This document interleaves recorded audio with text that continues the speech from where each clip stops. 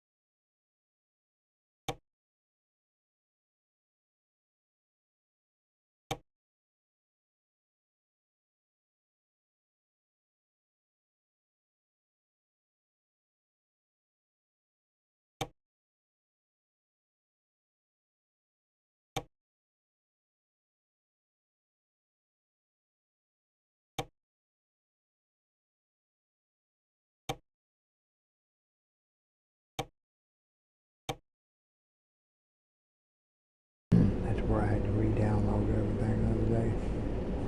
The reason why all this is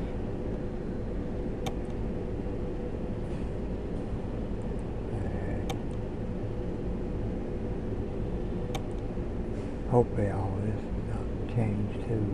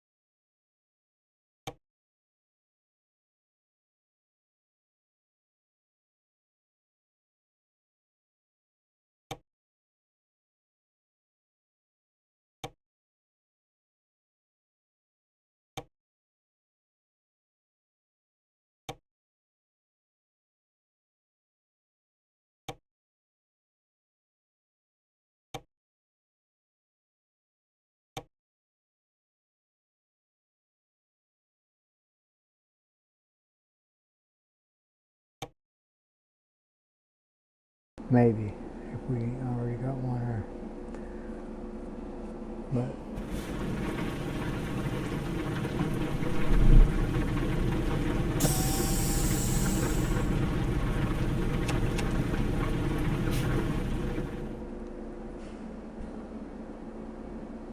Baton Rouge and D. Ritter, that's the only two I got left. But I'll just do this run, and then hopefully I'll be able to find one back to those two spots.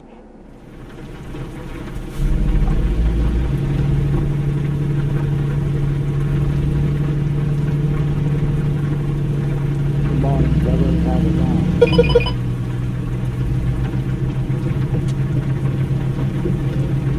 Good morning.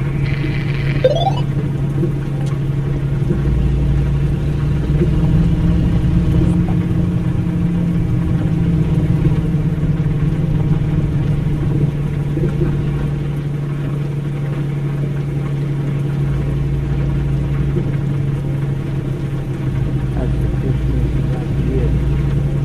For the Christmas tree. Well, that's all.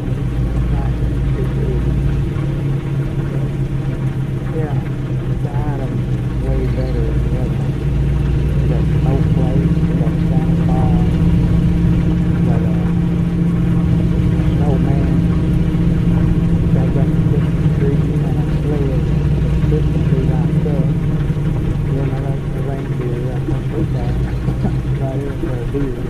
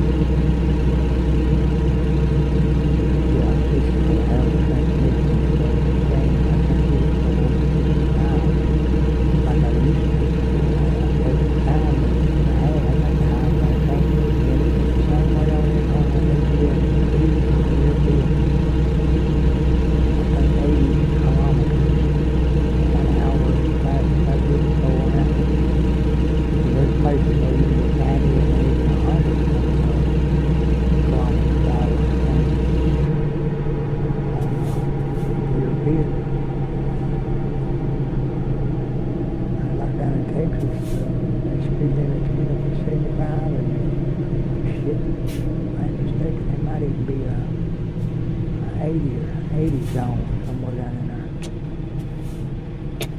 But you've got the right way.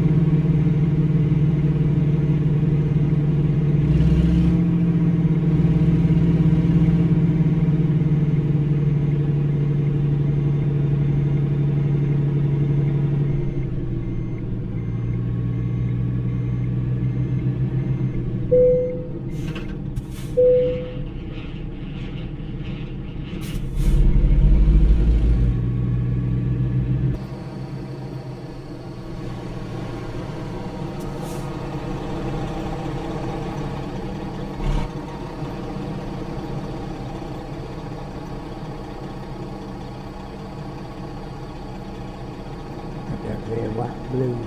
Okay. And the name, I got the window flags on the building.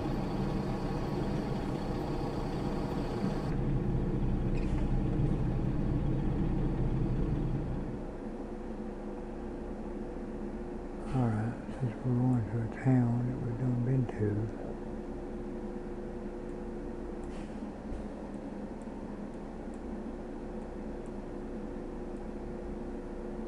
so far so good with that.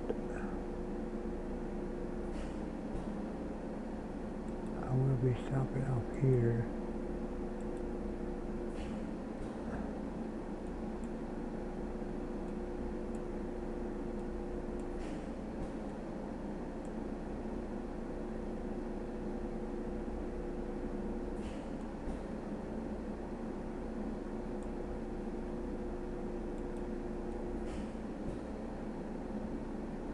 Go around so I can fill in some more roads.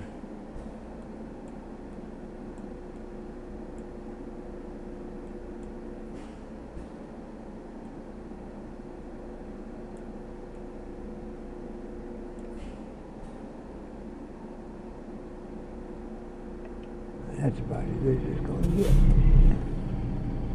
240 miles.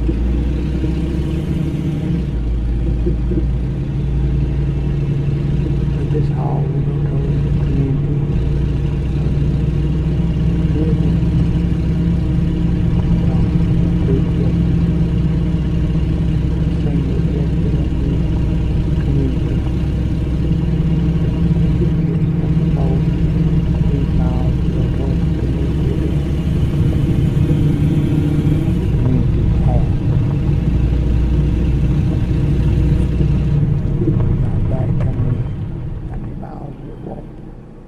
Whole community.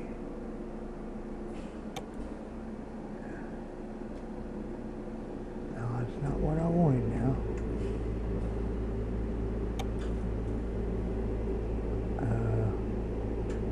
125 million miles for the community goal. That's not too much. And then 10 deliveries, at least 100 miles for the single objective. Community 125 miles, or 201 million kilometers. That's 125 million miles. Yeah. Then they will receive the Golden South. They get a hanging ornament for the community goal. And for the single, you get a paint job, inventory item. I figured they'd at least give 2. Sometimes they do, they give 2 items, sometimes at least on one of them. So it looks like one hanging item for the community and a paint job for the single.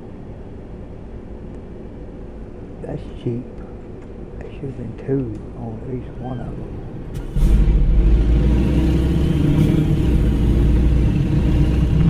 Because a lot of states are going to give them these questions because they're so much fun. So sometimes they give a paint job and one of these. Because that came out of from an event during a state.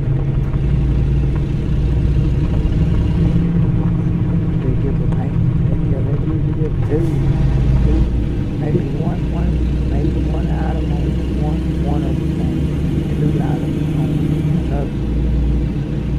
They're just giving one on each from this one. It's kind of cheap.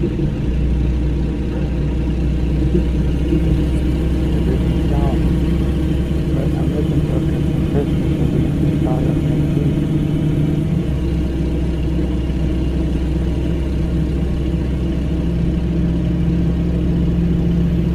Country event going on European one when they do season events like Christmas.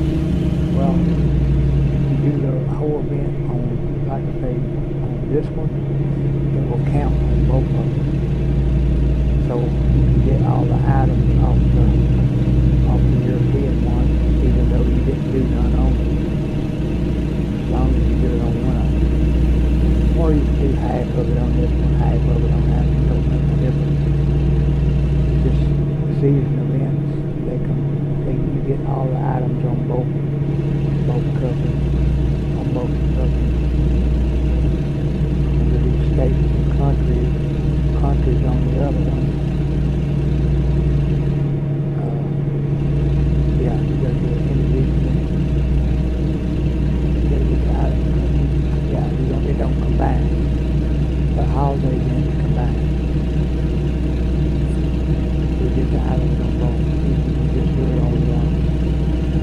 for the people that own boats, that is.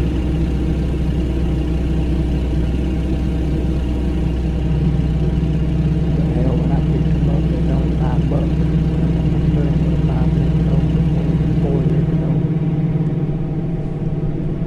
Because both of them was already out, but the base game was $5.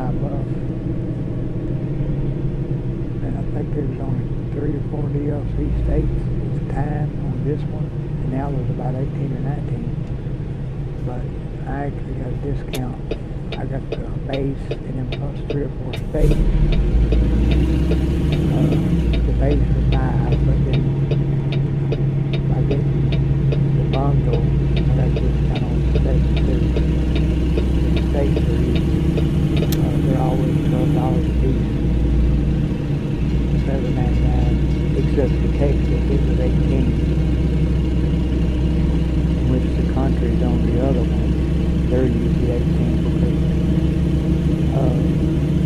the one that's going on, the European one right now, it's Nordic Horizon, and it's got 3 countries in that one event. So it's, and yeah, you pay 18 for it, and $6 more, but it's 2 or 3 times bigger than Texas, those 3 countries, because it's Finland, Sweden, and Norway.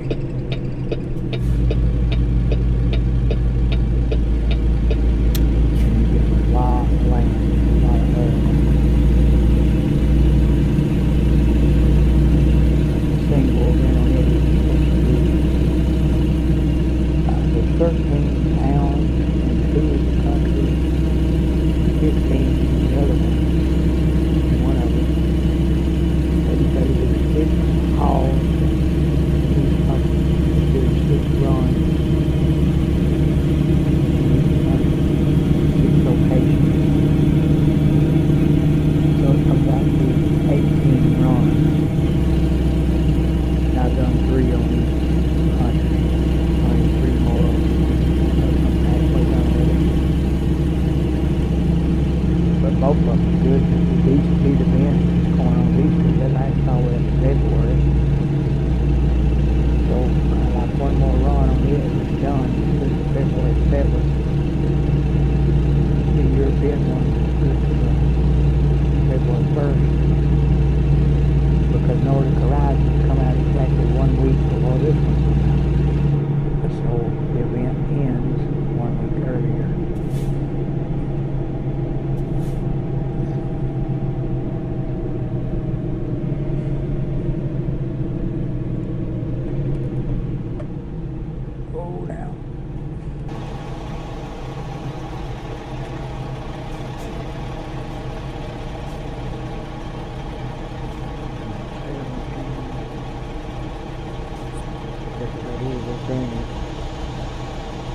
And the damage kit is easy to buy on this one. That's why I got so much damn money on it. $1.5 billion.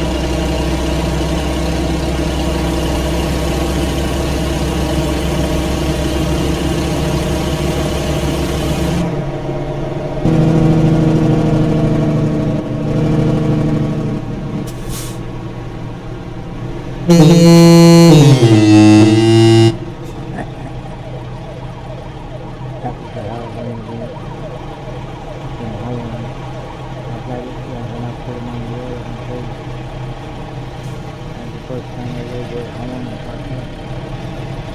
I thought it was just a little bit.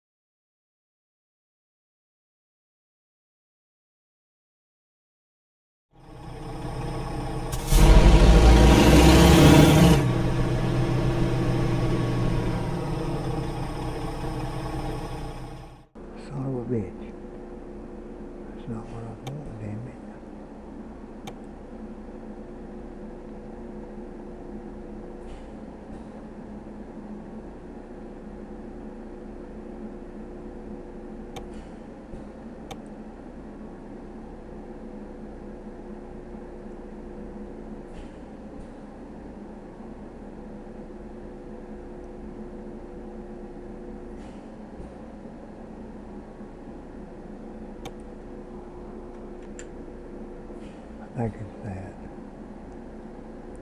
Let me double check. No, there it is.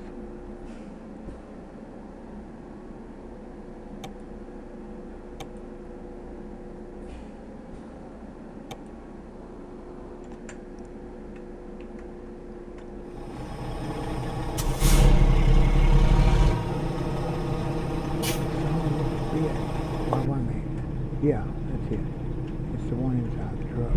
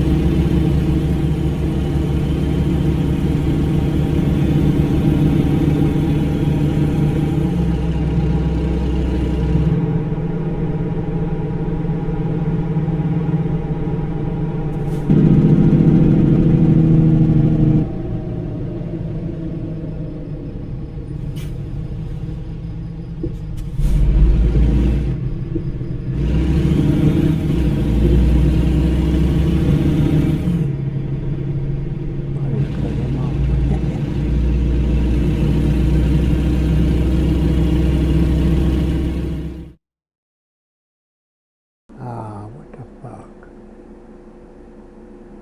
Session closed. We usually if the host closes it, it goes to the next person that came in. What a bunch of shit.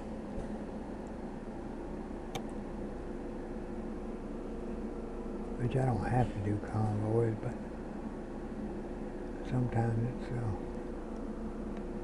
alright to be in there, maybe might get a little bit of conversation or something.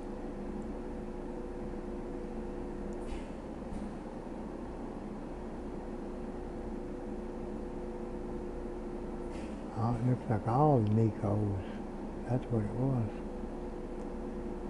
The Nicos used to run about 5 or 6 of them, but looks like they're all gone.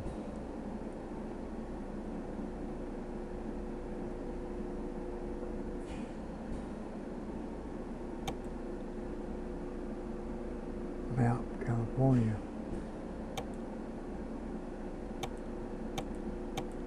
Oh well, that's the whole map when I do that.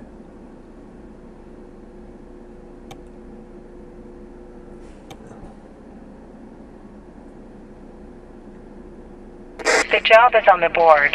Hazardous Mike 71 from Covington, Kentucky, United States, started a job from Lafayette, Louisiana, going to Monroe, Louisiana.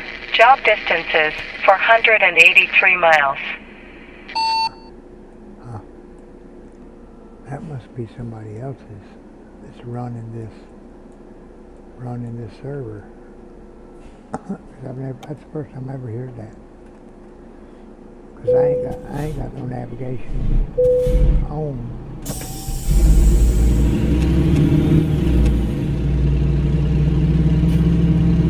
How's it going, everybody? Last server I was in just stopped, so jumped over here. Evolution from Kyiv, Ukraine, started a job from Stockton, California, going to Kennewick, Washington.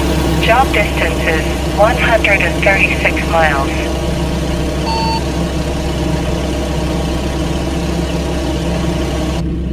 I'm doing pretty good. How about yourself? Oh, not bad. Get ready to finish up the last run on Louisiana. That way I can get back over to the European and finish that one up. Heck yeah, that sounds pretty good.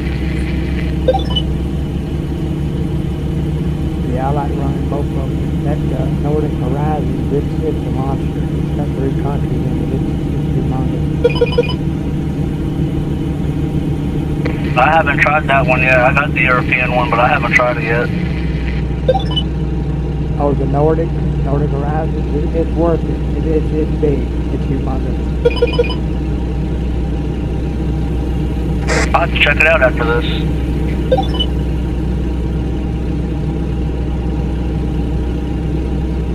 They'll probably start a Christmas event next week. I'm thinking they will.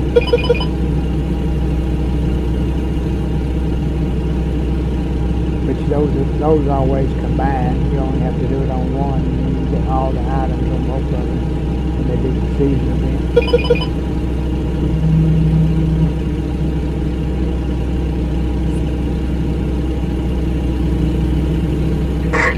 I always wondered about that. I didn't know.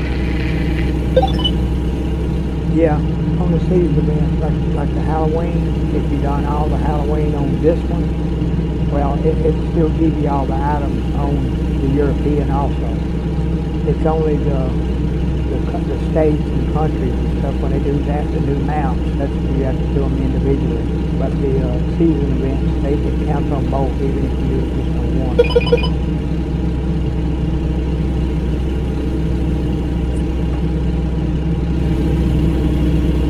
Good information, appreciate it.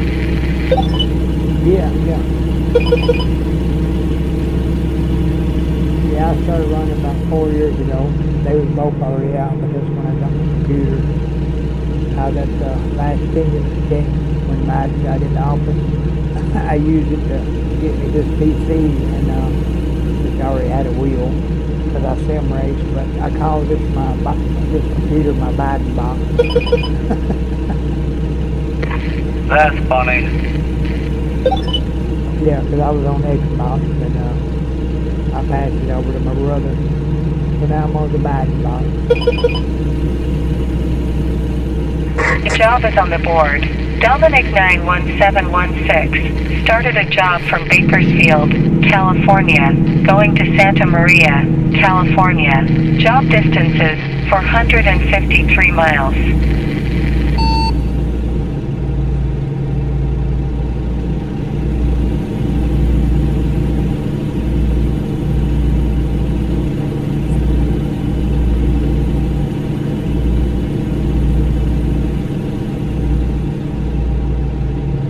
What I want to get, I want to get the steering wheel and the pedals and the shifter, the whole setup. I'm just running on a keyboard and mouse right now.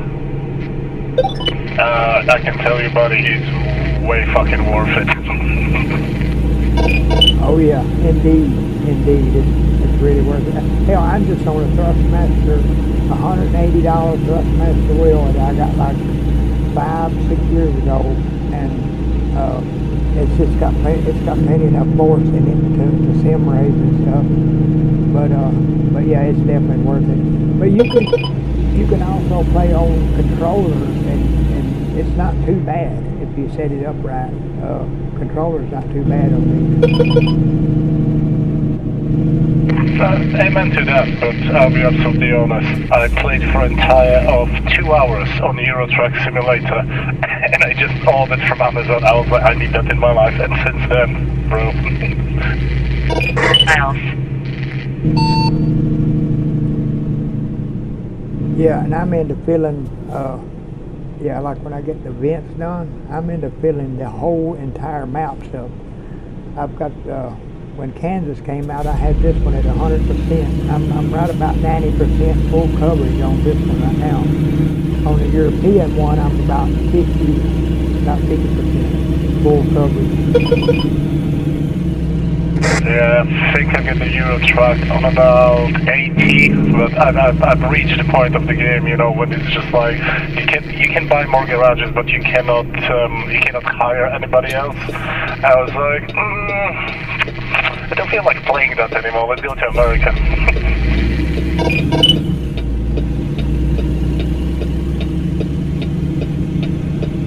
Oh, okay, I see what you're saying. Yeah, I got this one up to about 380 trucks and drivers. I'm almost $1.5 billion on it.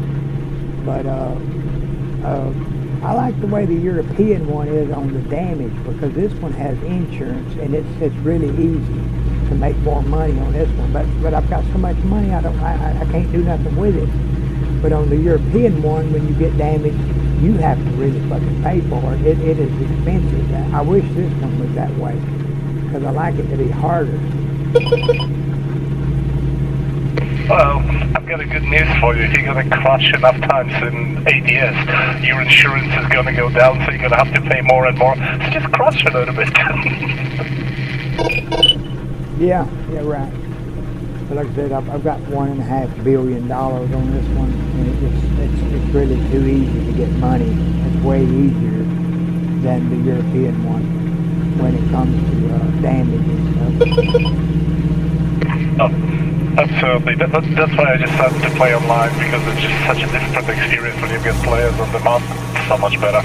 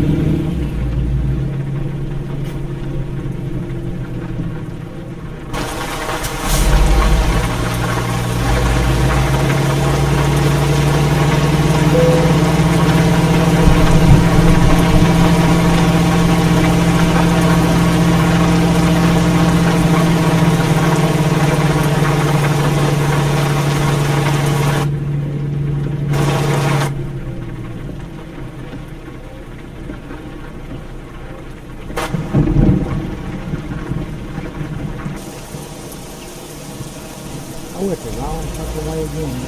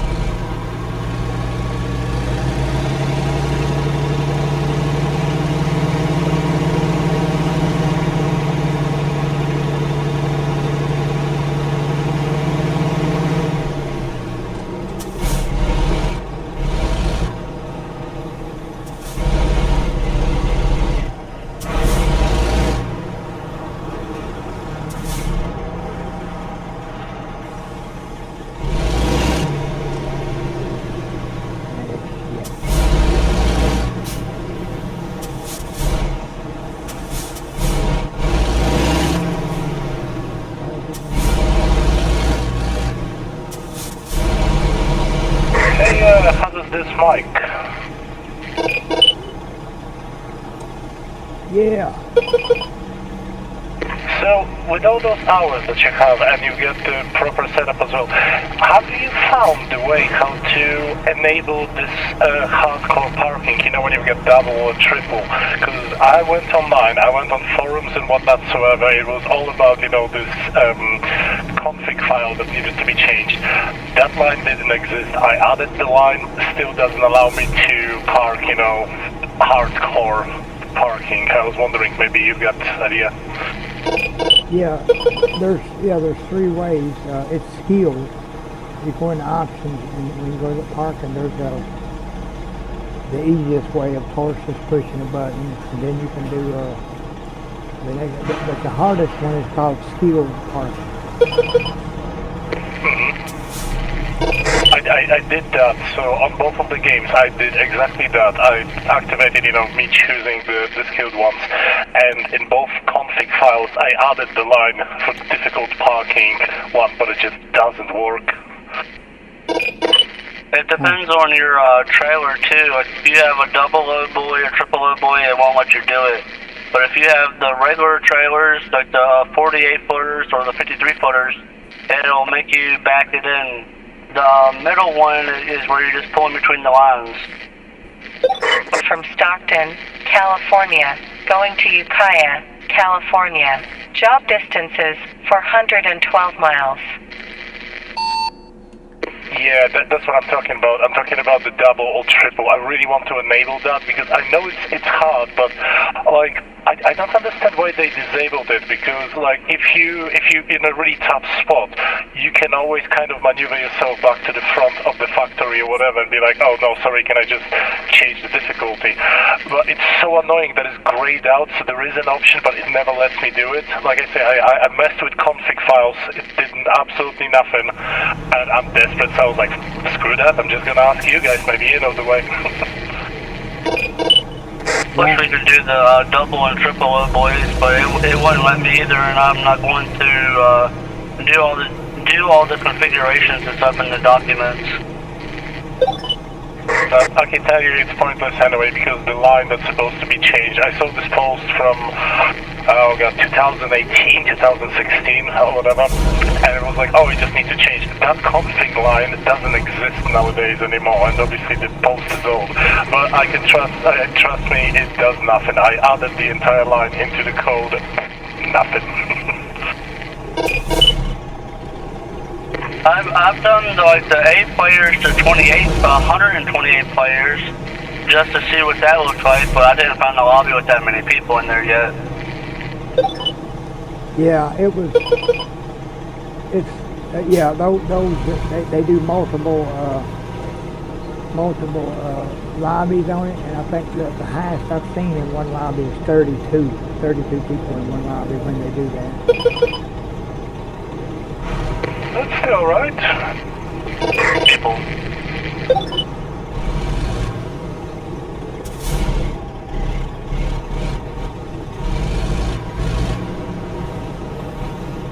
I don't have the time to use them, but I think I've got this one we can do.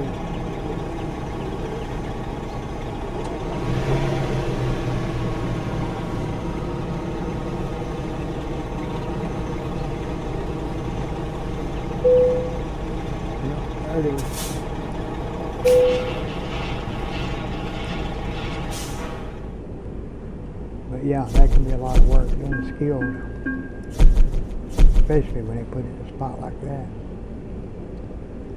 But there's the points.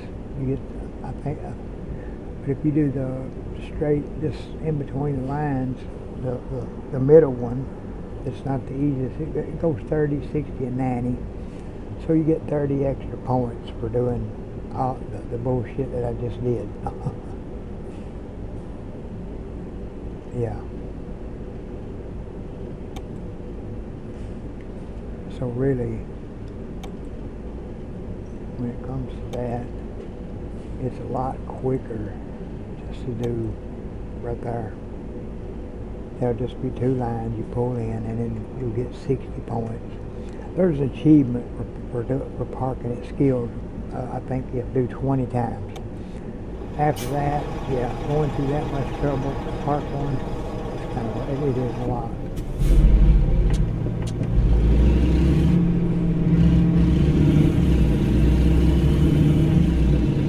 No, I think this business here maybe will have a run to one of those two that I need. Ready to drop off alert. Anybody want to do a convoy?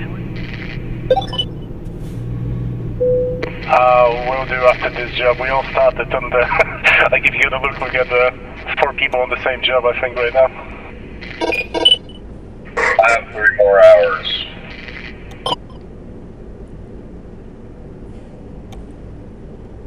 I'll try to catch up to you, Winked, but hopefully you're going the speed limit so I can break a couple of lows. I'm doing 90.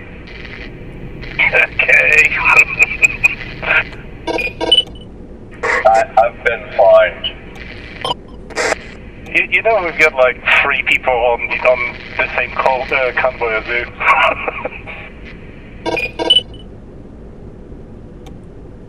Yeah, I'm just so sick of driving right now. I'm like, speed up. Oh god, yes.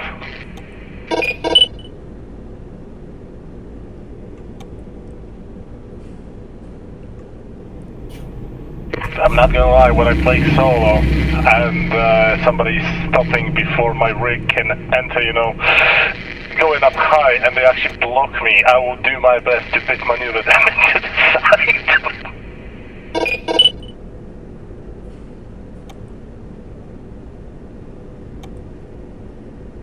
But don't worry boys, this is just when I'm playing solo in against AI, don't you worry.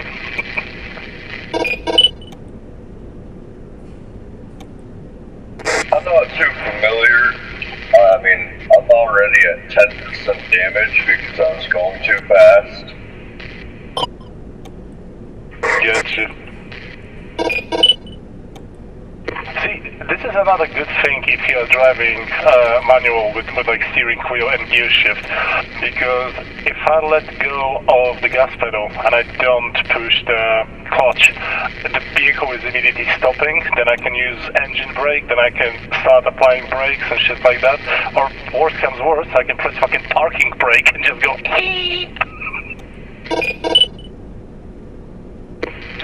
I am fortunate not to have control. The job is on the board. Dominic 91716 started a job from Stockton, California, going to Kennewick, Washington. Job distance is 136 miles.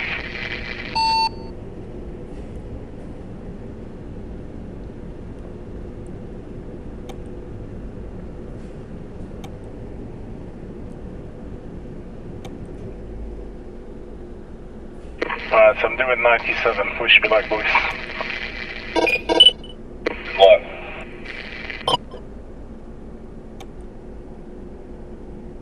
I was fined again.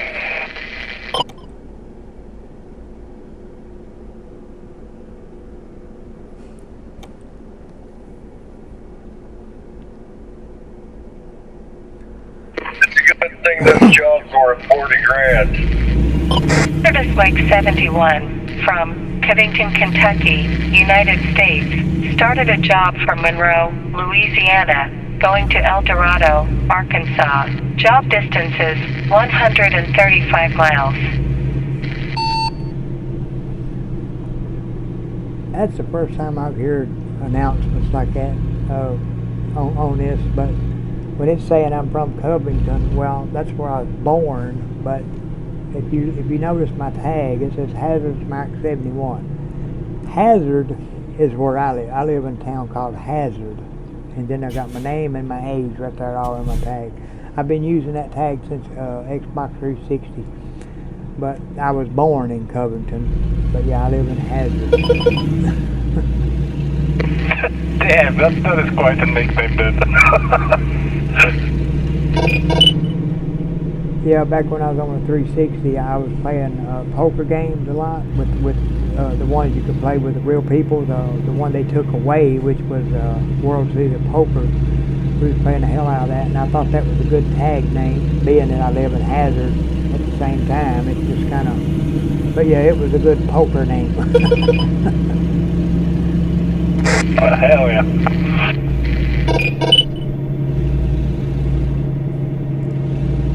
But yeah, I'm in the far eastern of Kentucky, where I'm about 2 counties from Tennessee and 2 counties from Virginia, or West Virginia.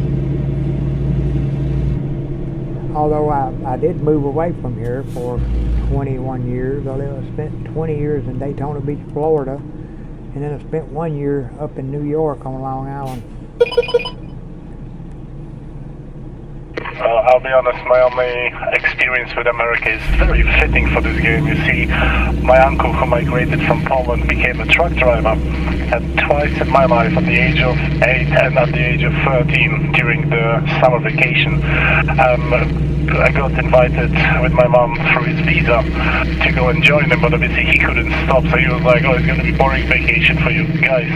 I spent twice my entire summertime with him in a truck on the job, driving through numerous states. I've visited fucking Grand Canyon, I've been to Nevada, I've been to Texas, been to California.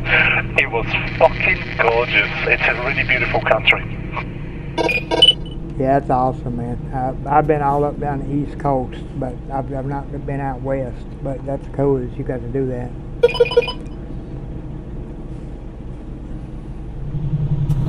Yeah, lots of good memories.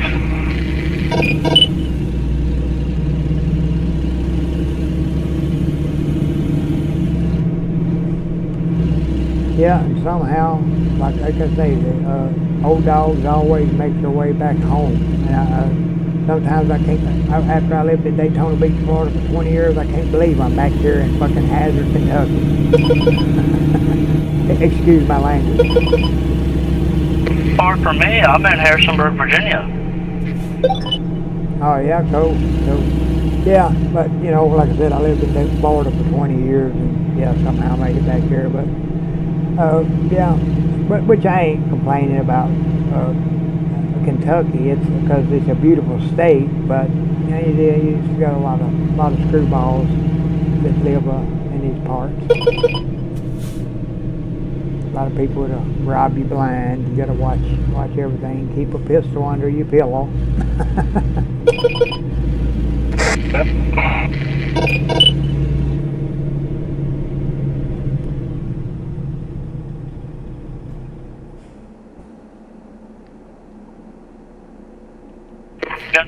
Out there in Hazard County. That was in Georgia, the Dukes of Hazard. That was Hazard County. This is Hazard City, which is in Kentucky. But we do have a festival here every year in September. It started in 1980. I came to the first one. It's called the Black Gold Festival, due to coal mining. And the people that played in the Dukes of Hazard, I didn't see the Duke boys, but I did see, when I was 9 years old, went to that first festival, and it was Boss Hogg, Enos, the one that played, I guess, or Cletus, or something like that. Boss Hogg's right-hand main sheriff, and then Daisy Duke. They all came down to that festival. I bet I thought it was the same place, but that's really cool to know. That's awesome that you had the experience. You can look it up on YouTube. Black Hazard, Kentucky Black Gold Festival, the very first one, 1980, and you'll see them here in that video. It should show them. Probably won't see me. I don't know. I was only 9 years old. I'll definitely check it out. That's for sure. That's adorable.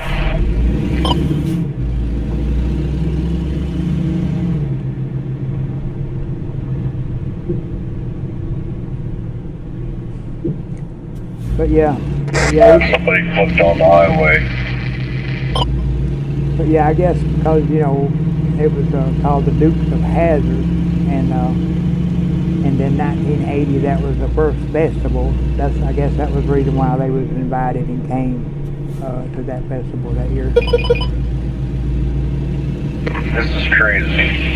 Hazardous county, hazardous like Dukes of Hazzard. Yeah, every time I talk about that tag, that's the first thing everybody talks about. It mentions the Dukes of Hazzard. But yeah, it was in Georgia. That was Hazzard County.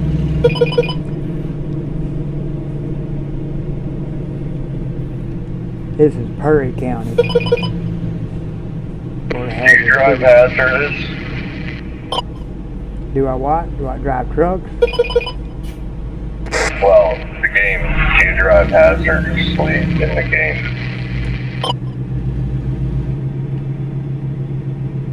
Do I drive hazard in the game?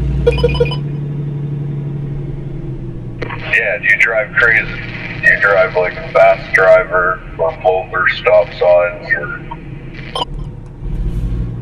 Oh no, I'm all into sim driving. I'm all into sim driving. I do what's the speed limits and I mean I might go through a stop sign sometimes if ain't no traffic coming, but I obey the lights and the speed limits, you know, because I'm all about sim. Yeah, I love to drive inside because I'm a big sim racer. I've been a sim racer for quite a while. I spent 2.5 years on iRacing.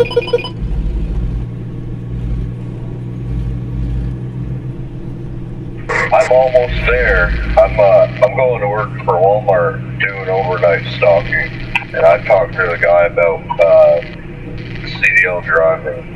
They say I have to do 8 weeks with one guy and take a test. Right, yeah, I wanted to do that when I was young, but the problem was when I was a teenager I started drinking, and I loved alcohol too much, so I was pretty much a weekend drinker for 20 years. I'd never let it get in the way of my work, but when the weekends come, like on Friday and Saturday, I could drink 24 Budweisers, no problem. But Honestly, I have like the chance of a lifetime. yeah, that's cool, man, because I couldn't, I could have got my CDLs, but what they told me was that no trucking company would have hired me because I got a couple of DUIs in my younger days with that drinking. So the insurance would not cover, the company's insurance would not cover, cover me even though if I had CDL license. Bastards.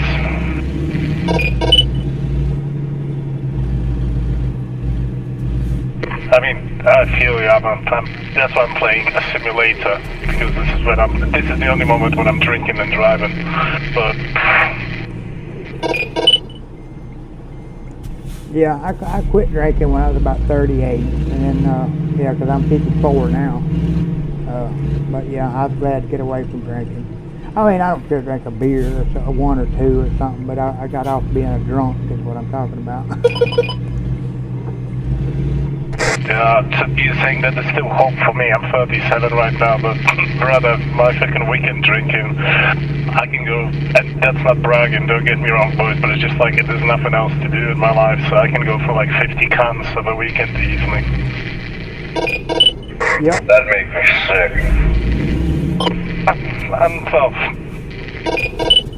I still eat and everything, you know, I still drink water, and I definitely have a lot of fucking hangover cures, but I don't know, it's just how the way goes. I've had some pretty close near death with beer. Yeah, that's the way I was. I could drink a fifth of liquor too, you know, in one night. I was heavy. I loved alcohol, man. But yeah, 38. That's when I quit. Good for you, man. Honestly, it's not just like, hey, saying, oh no, good for you. Yeah, I appreciate that because I loved alcohol so much. If I had to quit, I'd still be drinking it now. And I mean, who knows? It might would have killed me by now. But yeah, I got DUIs when I was a lot younger. But yeah, in my later years, I wouldn't. I quit doing that bullshit.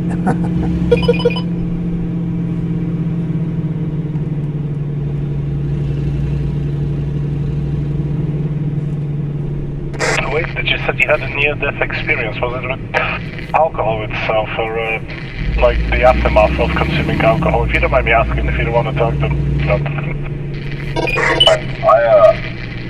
I guess I drank so much where I had to go outside and I was so lightheaded I like passed out and woke up next to the wheelbarrow. And then another time I woke up, I had to go into my car, I was going to pass out. You know the feeling when you're going to pass out, you're like, oh, I got to go sit down. I went into my car and I sat in the driver's seat and it was so hot I just fell asleep. I guess my dad's like, you would have died in there if we didn't open the door and let some air in there. It was so hot out. I keep forgetting that America is actually way warmer than Europe is. Well, I live in Vermont, but I don't understand this whole global warming BS. I don't know, it's just talk. I agree, brother. To be honest, I agree. it is talk, don't get me wrong. We're definitely helping, but for God's sake, Earth itself, we've through so many climate changes since it was formed. Like, we are nothing. Like, do you think that, oh, we humans, it's all our fault? Bitch, please. Tons of atmosphere in the Earth, and we might be helping it, but there's also a lot of other things that are polluting Earth that aren't human. Yeah, the Earth. I agree with all that too. The Earth. I mean, the climate. The climate has been changing for thousands of years on its own. I mean, there was ice ages and shit. So the weather. It just. I mean, it's a miracle that the weather is the way it is, to where we can be, where we can live on this planet. But there's always been change in weather. Always. Oh, absolutely. I mean.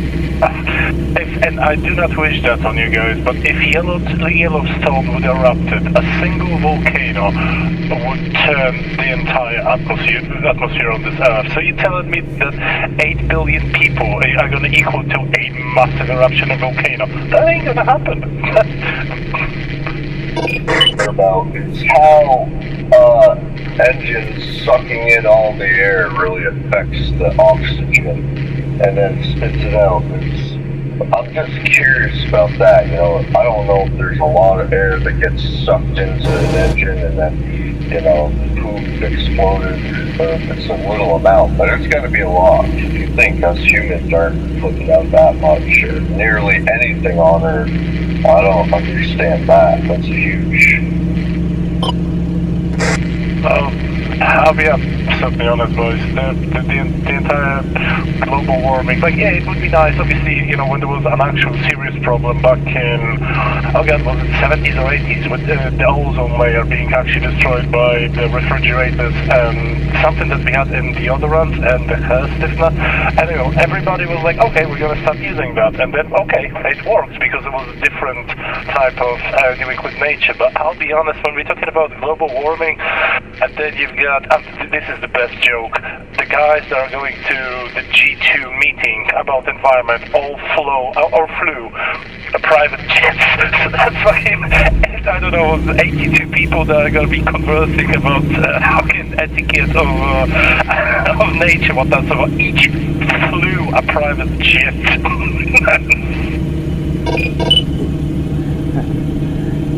I mean, I barely drive 20 miles a week. Yeah, me too. I'm a caretaker. My mother was born disabled, and that's what I've been doing for the last decade. I take care of her, and the only place I go is a grocery store or a doctor's office, and that's all in town. Oh, yeah. I live like 5 minutes away from where I work, so it's not really nothing for me. Okay, honestly, I'm doing 28 miles daily, in and back from work. I only work 4 nights. Yeah, same.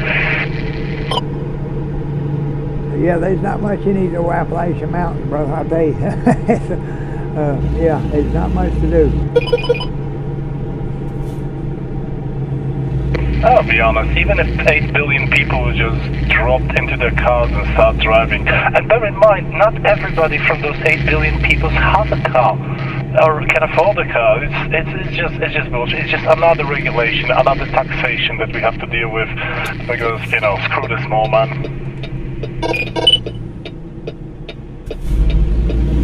I'm gonna go smoke. No! You gotta destroy the overlay! Rather than having these smokes, I'm literally gonna go buy some drugs off the ground, you know? Yeah, that was a good one, man. Yeah, that's another thing I did. I've been smoking since I was 16, but I went to vaping about a year and a half ago. But I smoked for 30-some years, almost 40. Well, no, yeah, about 32 years smoking, but still smoking, but I'm vaping.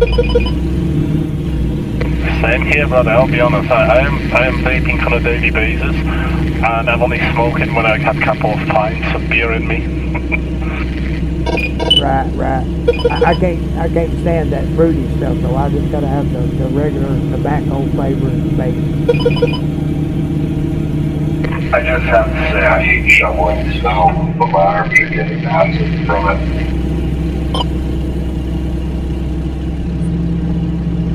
But It's so nice. But I just heard right here like a week or two ago that the vape shop where I get my vapor at, they here at January 1st, they're gonna outlaw the vaping here. I guess I don't know if it's everywhere, but I think the government they're gonna outlaw it because yeah, I just bought the last vaping juice that I could have, and I might have to go back to smoking cigarettes or quit. It's hard, dude. Them motherfuckers make them all kill them. Fucking taking people's shit for nothing. Oh, you know what? It's like fucking alcohol and every tobacco substance is being heavily taxed. So you taxing the addicted, extra money for nothing. Come on, it's bullshit. Wait, are they outlawing the entirety of vaping, or is it just the one-time use vaping because of the battery? No, it's all the vaping juice. Here about a year ago, they was going to try to outlaw the fruity kind because of kids young kids was getting hold of it doing it. But now it sounds like they're gonna outlaw all of it. And so yeah, January 1st, vaping is gone for me. So yeah, but that is bullshit, man. That is. So you go back to smoking cigarettes, so we get. How much is a pack of cigs in USA? If you don't mind me asking, but I'm guessing quite. $15 for a good pack. Yep. The same in Europe, but obviously, yeah. No, fuck that. $15 for 26, just under $1 for a single cigarette. I'm sorry. What was the price of cigarettes during the 90s? yeah, I got you. Like $36. I don't know. It used to be almost the same as a gallon of gas. Yeah. Yeah, and this vaping, it's been saving me a lot more money, and now they're gonna take it away, and yeah, have to go back to the high-ass cigarettes. Well, you just tell me, buddy, where you roughly live. I'm gonna start smuggling fucking liquids into USA because that's bullshit. They outlawed in Europe a single-use vapes, and to be honest, I'm thankful for that because what was happening, obviously the kids are just people who don't give a shit. After they would finish, they wouldn't even fucking throw it in a bin. They would just throw it on the fucking street, and it's a lithium battery, you morons. You know what I mean? It's so dangerous. But yeah, no, we're still good with vaping if we just refill the liquids. Well, that's what were you saying right there is I think there might be a chance that we can order it, hopefully. But according to the shop in this town, he said they're outlawing it and it can't be sold. But I don't know. Might be able to order it online. That might be the only chance I got. hopefully it's not just restricted to Amazon, otherwise we will know who pushed that legislation. Right. But yeah, it's bullshit. They come out with something other that's cheaper, and then when somebody gets used to it, then they take it away. Oh yeah, that's I saw a meme actually yesterday that really fucking struck me. It's a simple meme. It was just probably somebody who was actually recorded, so it's not even a meme, it's just what he said. He said that Earth is a playground for about 500 rich people. All the rest of us are just stuff. And it really fucking stuck with me. Yeah, right.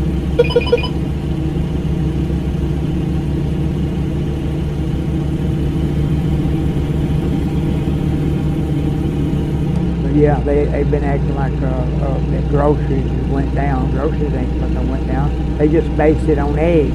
That's all they based it on. The groceries, shit. Right now, soda is 3 times higher than it was when Biden got in office. And they started sending all that money out of this country.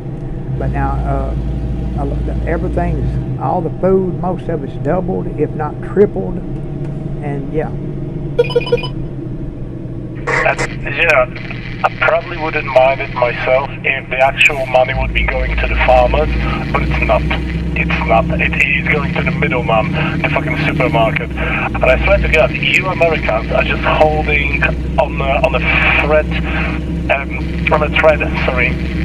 before an actual war, and the thing that's holding you, it is Arizona iced tea and Costco fucking hot dogs. Yeah, I keep up with Europe too, and I've been seeing what's going on over with you guys. They're being awful to you guys. They putting people in jail just for a fucking opinion on a text, putting a text on social media, which I hate social media myself. I don't even screw with it, but yeah, it's terrible how they're doing you guys over there with that shit. And then your energy bills, I've been seeing that. They're killing you guys with money, and trying to jail y'all just for putting a text up. Absolutely, and I really don't want to throw hands with all the illegal immigrants, but it's just, I'm sorry, you're illegally immigrating in housing. I'm sorry, the entire housing crisis is really still in here in Europe. But yet the priority in like 5-star hotels are illegal immigrants and shit. Don't get me wrong, if they would be like behaving illegal immigrants, fuck it, I wouldn't have a problem. You know, you came from a war-torn country. But I'll be honest, I migrated 17 years ago as a legal immigrant from Poland to UK. I've been fucking grifting, I've been fucking working, I've been fucking doing all the shit from the beginning, and to have somebody living in a fucking hotel that was given a fucking course for some sort of job, a phone, yada yada, internet connection. And I'm not saying all of them, but then you spend your free time, instead of just actually searching for a job and improving the country that you're in, you go around and harass 12-year-olds?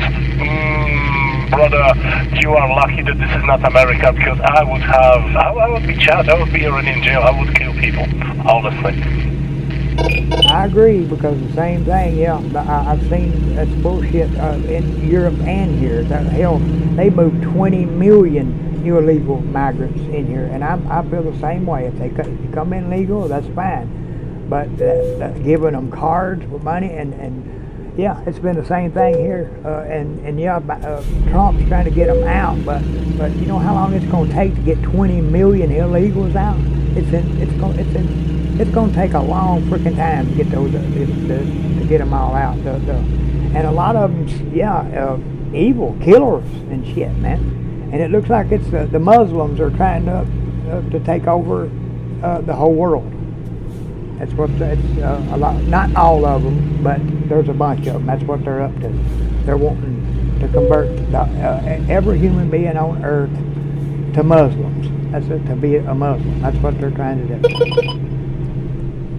Even if not convert, because it's not always about conversion. It's about, see, this is what I don't understand. I came to England and I was like, oh, so you've got a pub culture. I've never had that before in my life. It's very nice. It's very pleasant, you know. After work, you go to a pub and you just assimilate, pretty much. Well, whatsoever. But try to imagine if I would come from Poland and be like, oh, wait a second, you don't have any pierogis on the menu. Oh, this is outrageous. You need to put pierogis because I'm here and I demand pierogis. This is how Muslims act. This, with their fucking bullshit. I've seen there's a fucking, again, BBC. Also, it's not British broadcast, whatever. It's just big black cock at this point. I'm sorry for my English. But the problem is, those motherfuckers are just coming in. It's like, no, you cannot have alcohol because my religion forbids it. Bitch, I will drink as much as I want, first of all. Second of all, right in front of your face if it pisses you off. That's my attitude. I agree 100%. Yeah, it's crazy, man. It is really crazy. And right, if they come into your country or into either one of our countries, they need to, you know, not try to be demanding. You got to adapt to our cultures, the culture of this country, not try to turn everybody else into what you are. That's what the immigrants and the Muslims are trying to do. Absolutely. Coming to a country from apparently, you know, a war-torn piece of land that you were living and already just coming with aggression, no, you need to change. Brother, 17 years, I'm still appreciating what England has to offer. I'll be honest, the churches, the fucking fields, the views, Scotland, Wales, like, don't get me wrong, I've seen so much. It's like, that's their, you know, history, and I really appreciate it. I'm a tourist with a fucking legal right to work and live in here, don't get me wrong. And maybe, yes, I've seen some things that I don't like, but I keep it to myself because it's not my country. That's about it. Right, exactly. But yeah, we're living in a crazy time, that's for sure. A job is on the board.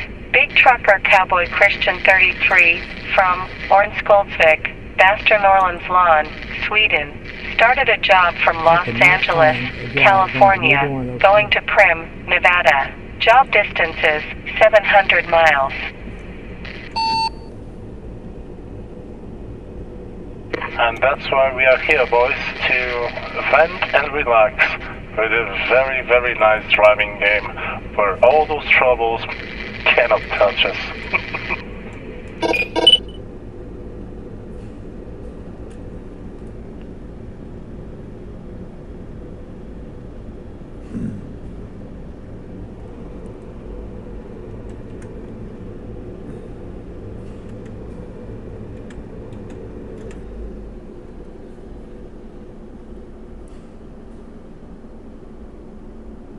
One of the best things about this game, by the way, is as I'm driving, I'm just listening to KLOR radio, your American radio, just for the fucking immersion, and it's amazing.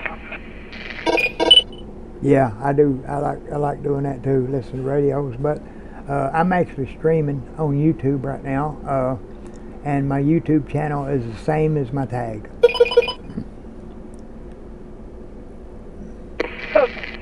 Drop your YouTube channel in the text. I'm more than happy to join and see what you're cooking. Yeah, it's Hazardous Mike 71 on YouTube. Yes.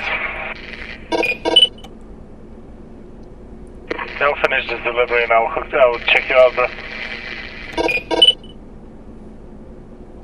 Yeah, I'm not a big streamer. Hell, I just got like 14 people subscribed. It's mainly for people, friends that are older friends, if they want to watch some of the stuff I do. But yeah, if it grows, that would be wonderful too.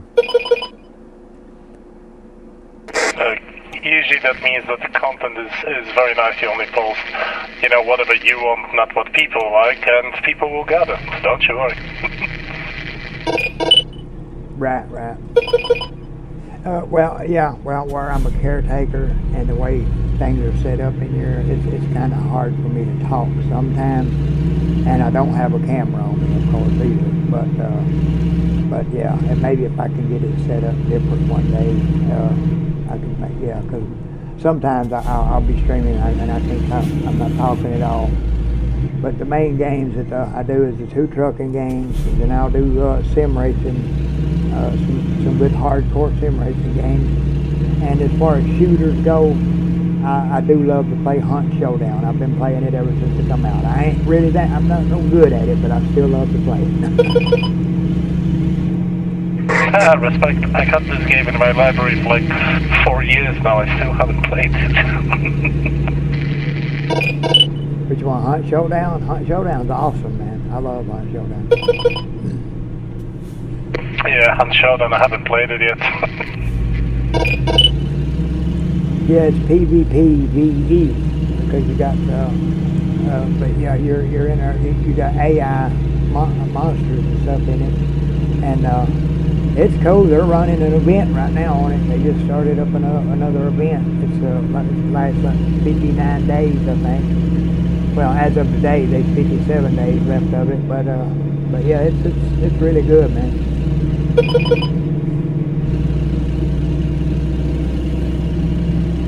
I'll give it a go this Christmas when I'm gonna have a break from my factory work. Right.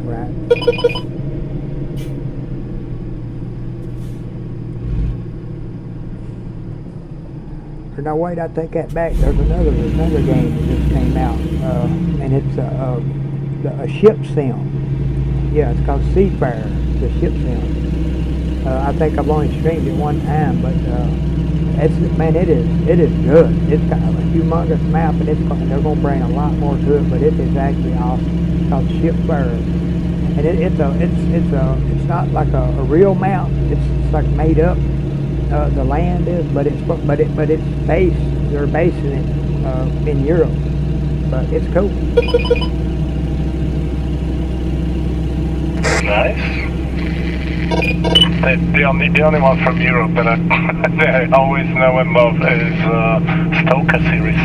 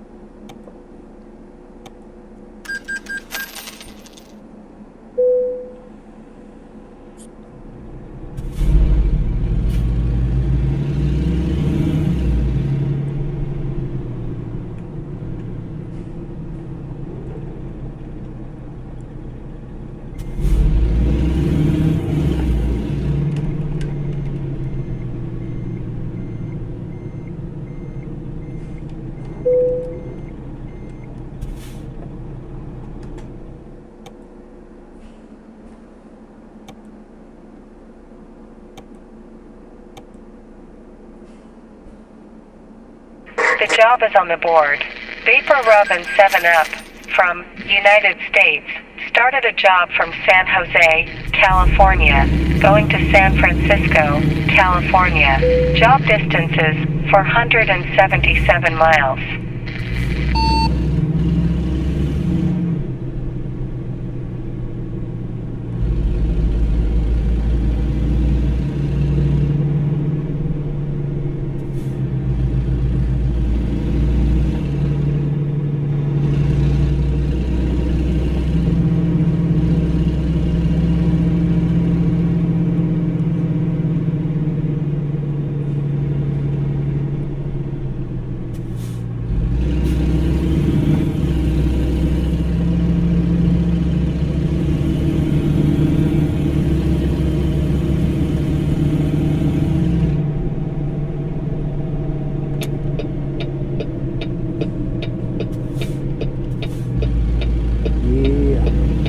That's the only way I could get a job to one of those towns.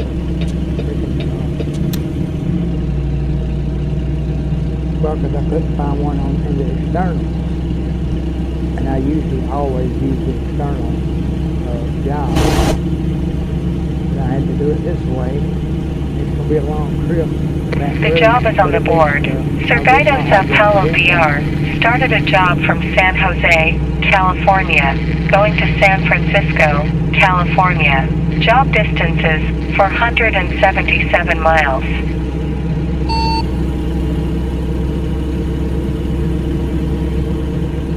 I see it let me go over 65, but I ain't got a load. I don't understand that, why if I can get in 75 mile an hour zone, even though you got low, still won't let you go over 65 with a high power transmission. And it's the same way on European now. You can get, there's places where you can get up to 100 kilometers on the European one, but 80 kilometers is as fast as they ever let me go with the load. Even though the high power transmission is on. And I don't have the speed limiter, I don't have the speed limiter zone to where it will make me, you know. So I don't understand. They was about a year or two ago, I think 1 or 2 times, I did something and I could get up over 65 on this one with the load, but I don't know what the hell it was I done. And yeah, ever since, on both games, the same way. 65 on this one and 80 kilometers on the other one with the load. Fast as I can get. But yeah, without a load, I can go all the way up to, I can burn the speedometer as fast as it goes.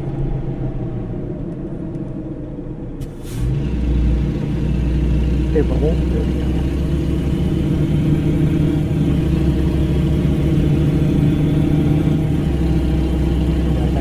About a 500 mile trip. That'll finish the event.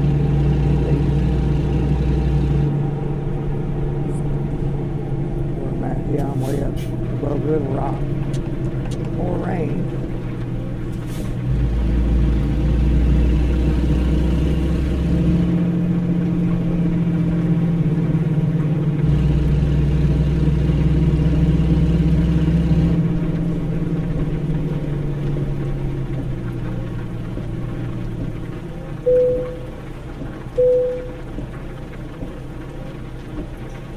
I ain't got no weed in here. I have sitting here beside of me, but not in the truck. So let me in. Matter of fact, I need me a good coat. I'll hook up and get that coat up. Yeah, I might quit drinking, but well, as far as pills go, yeah, I take stuff for pain, which is prescribed by a doctor. But gotta have a little weed every now and then. Okay, damn it, I'm ready for my job. Where's it at?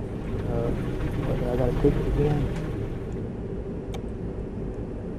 I already picked it. Yeah, right there it is.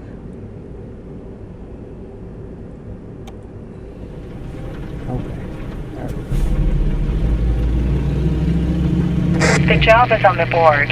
Hazardous Lake 71 from Covington, Kentucky, United States, started a job from Jonesboro, Arkansas, going to Baton Rouge, Louisiana. Job distances 59 miles. 59 miles my ass is 509 miles. 50 miles wouldn't do it. You got to do over 100 miles. You got 59 miles. He might be just static, I'm guessing, you know, when you get limited delivery radius. Right. Yeah, okay, that's what it's saying.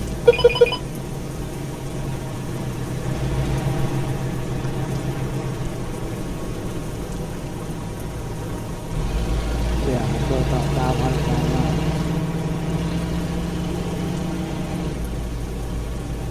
it'd be worth it. Actually, but yeah, I've got to do a 2,000-mile trip. I've done none like that in a while, but that's because when I get the events done, I'm always trying to fill in the mountain, which have I hit 96% yet. Let's see. Well, speaking about mods, we've got 11 people on the 8 people server. This is one of those servers, isn't it? It is. There's no limit to our server. Yeah, as many people as they want can join. Oh, brilliant! We were just talking earlier about somebody was actually trying to join like the massive 100 and something people, but the highest amount of people that they could ever have was like 31. Distances 59 miles. Well, the most we had on this server was a couple of years ago, 200 players. Back then there was no sort of artificial cap on the server limit, so everyone could join publicly, but now unfortunately people got to change the config over, and many people can't be bothered to, so hence we don't get a lot of players these days. The job is on the board. Flat out STE 59 from Lancashire, United Kingdom, Great Britain. Started a job from San Jose, California, going to San Francisco, California. Job distances 477 miles. Is it, out of curiosity, because I see you don't have too many DLCs on the server, is it, like, maybe if you would have all the DLCs available, would that bring people, I guess? No, it don't work like that, unfortunately. There's two reasons. I mean, first of all, there's not a great deal of people playing convoy mode, and the reason for that is people can't use their own mods, although they can in our server, because we've got any mod tool that allows you to do so. And secondly, I suppose the main thing is, no one really knows about the 1 to 8 players. So you can't join a server above 8 players unless you've changed something over in your config settings. Otherwise it'll say server full, and you won't see the bigger servers to start with either. So yeah, that's a major problem. You know, you'll sometimes see in the chat people trying to get in this server, and it's saying they're connected and straight away disconnected. It's because they haven't changed the config over. It's quick to do, you know, it takes seconds, and you've only got to do it once, it stays forever. But sadly, you know, not enough people are doing it. I wish SCS would just open up the whole servers for everybody, but unfortunately, I think they just, you know, want Truckers multiplayer to do well. They don't want this to become an MMO thing. I feel you, but I'm gonna definitely join your Discord guys in a second and figure out how to change that, because I'm pretty sure you have the information about it. But I'm thinking with the, you know what they're trying to do for ETS2 and ATS, they are thinking about adding cars, and obviously we've got this DLC coming to ETS with buses. I know you don't want to turn it into MMO, but I'll be honest, it would be absolutely magnificent, at least in my opinion, to just have, you know, really populated server with people doing their things, you know what I mean? That would be really freaking amazing. Yeah, well we did have, I mean, yeah, as I said a couple of years ago, we had 200 players plus a night in this server. It was absolutely rammed, and to have so many people, it's absolutely brilliant. I mean, we had to limit the microphone because like, everyone wanted to talk and that. But yeah, since then we struggled to get players in because SCS made it so you have to change your config over to join, otherwise you can't see or join server over 8 players. And, you know, their argument is it's supposed to be convoy servers, it's supposed to be a group of friends playing together rather than an MMO. And the MMO is Truckers multiplayer. The ETS2 one has about 4,000 players on at any one time. ATS1 not so many. But yeah, so yeah, SCS are quite fond of Truckers multiplayer for various reasons, so they're not going to want to affect their player base.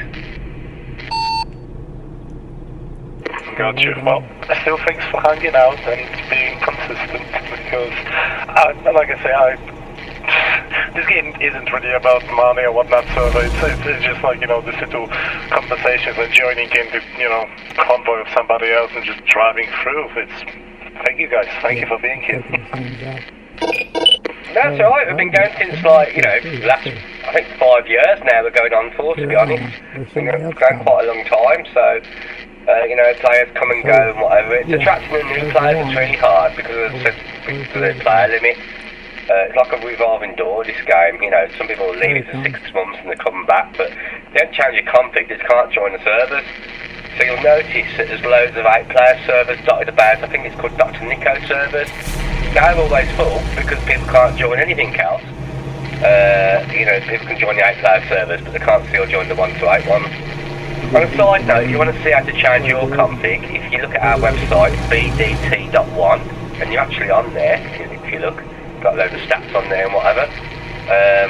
You go to that website, you'll see a join our Discord button, plus a 1-to-8 server tutorial video, which is very simple to follow. It shows you how to change your config over. And if you do want to use mods in the server, you can use your own trucks, maps, anything you like, so it's also in our Discord. Brilliant, thank you very kindly. I'm running it vanilla for now because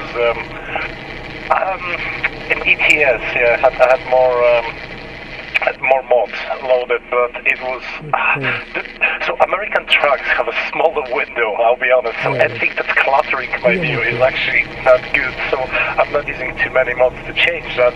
In ETS it's usually just like a flat truck, and I was like, yeah, I'm gonna add a little this, little that, Yeah, we run a server 2 on ETS2, and we don't doing any mod tool for that. So if you've got mods that you're playing single player, you can bring them into our server, no problem. So yeah, you're very much welcome over there.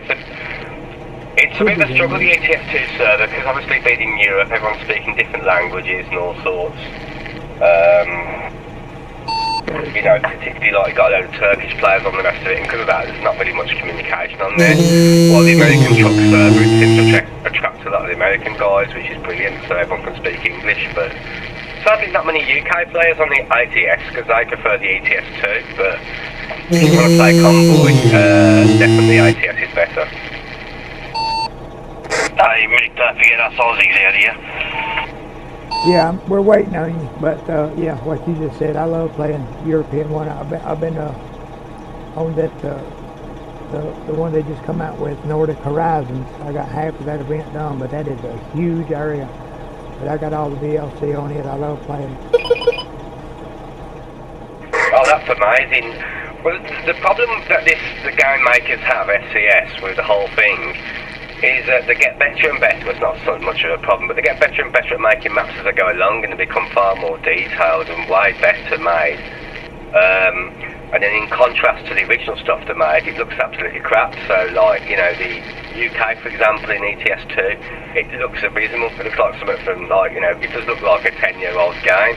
Whereas you get Nordic Horizons, it looks incredible. So yeah, not everything's on the par with the game, but it's the same in ATS, but they are updating the older areas as they go along, so yeah. Yeah, hopefully they'll, which they done rework in California, because it was like that. It was looking older, and hopefully they'll put more on the European one. But yeah, they've been updating California some, because that was the first state when this one came out, so yeah, they don't look as good as the new stuff, but they have been doing upgrades from time to time. They'll do rework. Yeah, doing it with the UK, they're doing UK and Ireland, doing a rework on that, so it's well overdue, because the UK area itself is from ETS1, it was just ported over, so that's how old that is. But as I say, as they're going along, they're getting better and better at it, so the maps are looking far, far better. So yeah, it's exciting. The trouble is, there's so much on the burner right now, that they're bringing out the coaches, the cars, Canada, now they're talking about going to Asia with European Truck Simulator as well, so they've got that many projects going on. I don't know how long it's going to take though. Yeah, trying to grasp. Like you could just make some freaking truck simulator world and just see what happens. Well, my wish, and it's more than possible to do, it would be very simple for SCS to do, but they won't do it, is join ETS2 and ITS in the same game. Obviously it wouldn't be realistic because you wouldn't really get a ferry across, but you know, it is ultimately the same game. It's just the only thing that differs is the map and the truck. But I suppose they've done it for financial reasons and licensing issues as well. Yeah, it'd be nice to have the two combined together, playing common for it, maybe. But that would be still so amazing technically. Like, I don't know what the incentive would be because obviously money doesn't really exist in this game. But I like your idea. But imagine that. So you're on ETS, right, delivering a cargo to a port that is getting shipped, and then somebody from America picks the cargo and delivers that to the destination. Now that's an idea. Yeah, it can be done, yeah, quite easy. There's an infinite amount. This game's really special because the maps can be any size you like. Most games is limited, like the map can only be certain size, but because of the way this mapping system is, literally can be any size. You know, it can go from Earth to the Moon and back if you wanted. So it can easily be joined, but how realistic it'd be, I don't know. Unless it is Russia's old idea from the 1980s where you build a motorway around the world. I think they were looking at that, weren't they? Because there's a point where you get to the far east of Russia and it's very close to, is it Alaska or something? It's only about 30 mile distance, you could build a bridge. So potentially you could drive from Europe to New York. That would be crazy.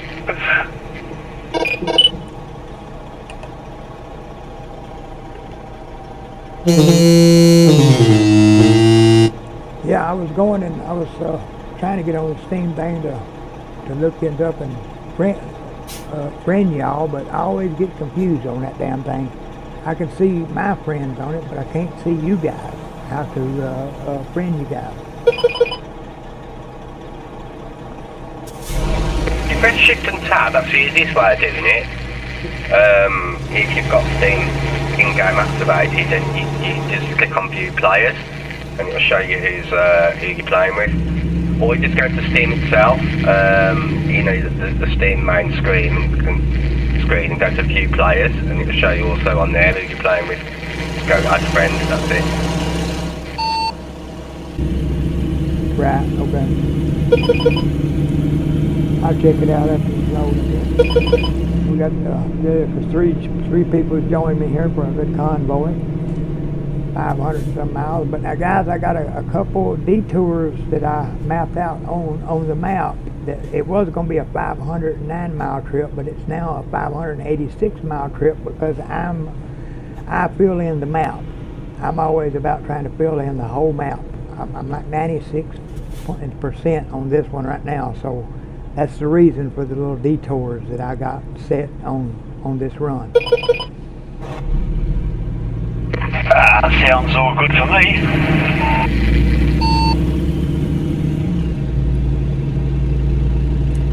I'm about 50% coverage on European one, but yeah, I'm level 134 on this one. I'm only about level 43, I think, on European one. But I'm going to start playing a lot more when I get these events done. This is the last run for me on this Louisiana event.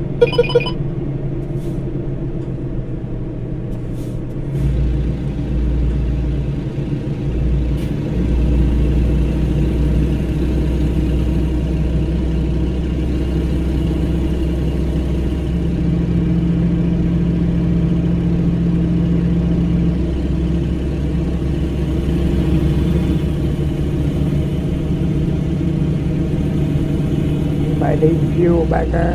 I got about right at a half tank.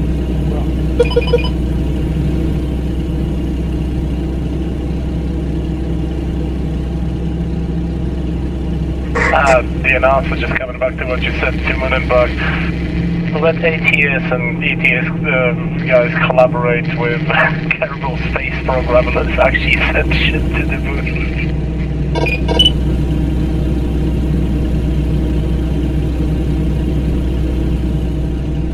I mean, personally speaking, I don't think manual mapping is the way forward. It's an impossible task. more and more games now, you know, like Flight Simulator, using the AI and already created maps to actually stream stuff in and what have you. And you've got some games using OpenStreetMap data as well, where you can recreate landscape and roads and all the rest of it from actual maps, satellite images and all the rest of it. So I think that's the future really, rather than manual mapping, because it's too labour intensive. You know, the time it takes to make one small area in this game is absolutely incredible. Yeah, it is. And the reason I do the map filling is because, well, like on this one, I got $1.5 billion. It's just like doing loads, making runs. That's easy. Filling in the map, that's hard as shit. So that's the reason why I do it, because it's very hard to do. Yeah, a controlled AI involvement within the game, yeah, absolutely, I'm for it, but don't just use AI to do everything. Like, there still has to be a human at the end of the line being like, okay, yeah, no, change this, change that, okay, we're ready to go. Yeah, God, yeah, that's the quality control again. Yeah, I'm talking about actually making the maps themselves, you know, because obviously it's all done by hand, you know, the buildings are placed by hand and all the rest of it, so... Whereas if you played Flight Simulator, something like that, if we could integrate something like that, it'd be amazing. Yeah, and that's something right there I cannot figure out how to do, is what you're doing right now, evolution on both games. I've got high-powered transmission, but it will not let me go over 65 on this one when I've got a load, and on the European one, it will not let me go over 80 kilometers an hour when I've got a load on it. But I cannot. I've pushed. I've done everything I know to do on it to try to get it to go faster, but I can't get it to do it.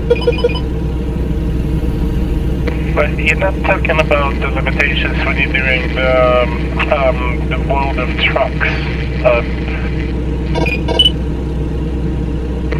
I've managed to get, in 8 years, that was my aim for a long time, to get triple digits. I got actually 103 miles an hour at some point. I was very proud.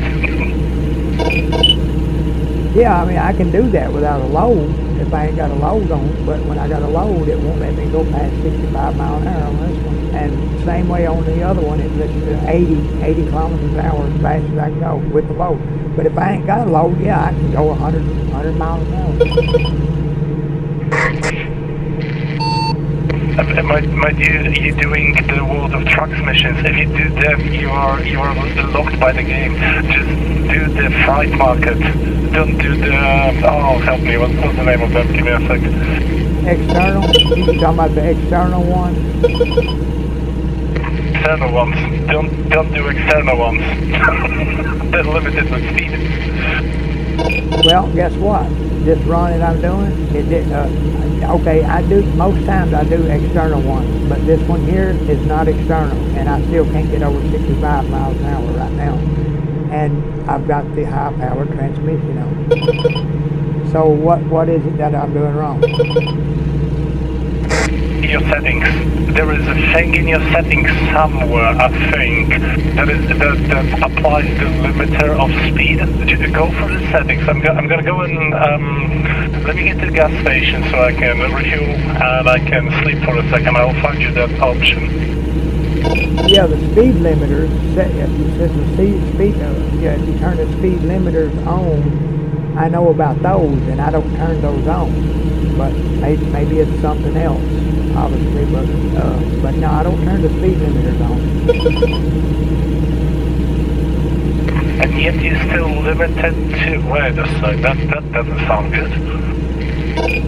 Yeah, 65 on this one and 80 kilometers on the European one, on both of them. And I got the settings the same way. And I don't put the speed limiters on. But that's only with when I'm doing a load. And right now I'm not doing an external load.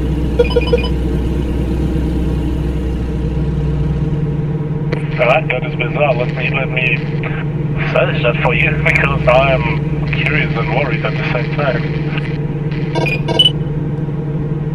Yeah, I've been puzzled about it for a couple of years because yeah, people pass me and I'm like, how the hell are they going that fast when I can't when I've got a load, and they can go past me doing 75, 80 mile an hour with the load, but I can't.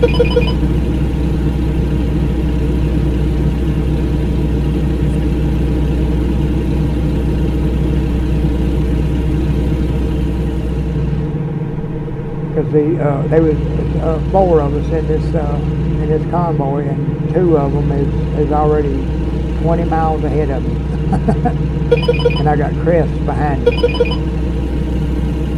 Yeah, it's alright, I'm staying behind you. Yeah, that's what I'm saying. I just can't figure out how they go that fast because I can't. I've never been able to get mine to do that when I've got a load on. Some P57 might be using mods, by the way. There's tons of engine mods that really up your speed. Okay. So I might be doing that. Okay. No, but I mean, to have the basic problem of not being able to go above a certain speed limit, it just sounds like I'm trying to think of a solution, but it's like. Yeah, I was telling you guys where I go, Chris. I'm a caretaker, and I got to get my mother up. She needs to get up, so I have to stop on the side of the road here for a minute. But you guys will go ahead. I'll catch you up maybe. Yep, no problems here. I'll keep going. Oh, I'm a.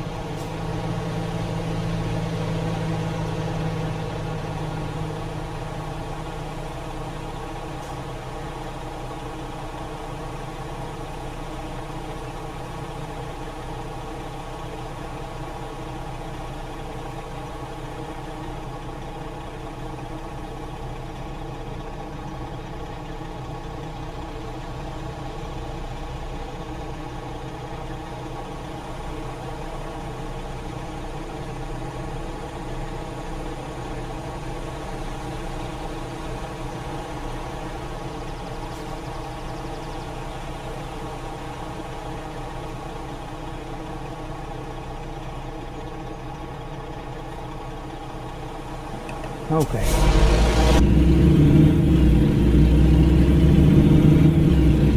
Yeah, they're way up. Which they probably, those other ones, those other 2 is way up there. They probably wouldn't want to do the detours that I've got going on anyway. Which Crest might not want to either.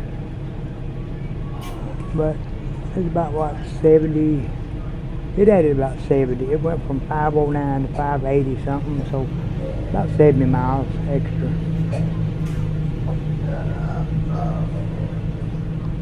But yeah, I'd sure like to figure out what it is in those options. But that shit, I got time to sit here and do it now. Maybe if he tells me that's exactly what it is.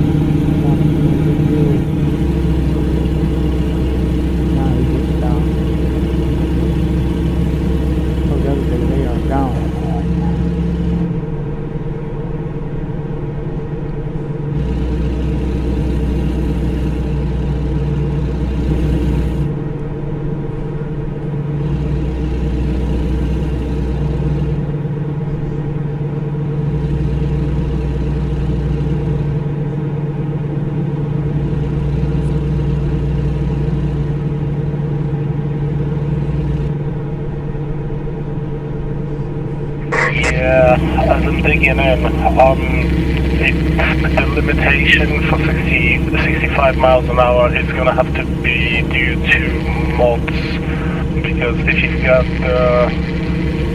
you've got the game options set, It's going then it looks like a mod. Well, get this shit. After I stopped to help my mother get up, after I stopped on the side road, I'm going over 65 now. So now all of a sudden it's doing it. But it would not do it until I stopped and helped her and then got back on. But yeah, I'm doing 70 miles an hour now. So it's working. So I guess it just didn't kick in right away because I do external. I was always doing external most of the time, but now it's doing it. There we go, it's sorted. Right, it just got stuck. I guess it didn't want to do it, and at least for a little while, it just didn't kick in or something.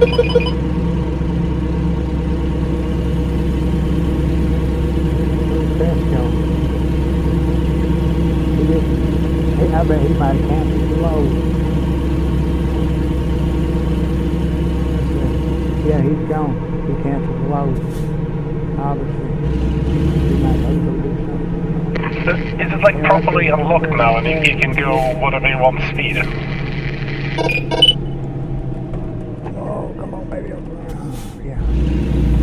I'll run here. Do I have anything? No, I just keep dancing. Go ahead and top this thing off. That way I make it run all the way there without having to gas up again.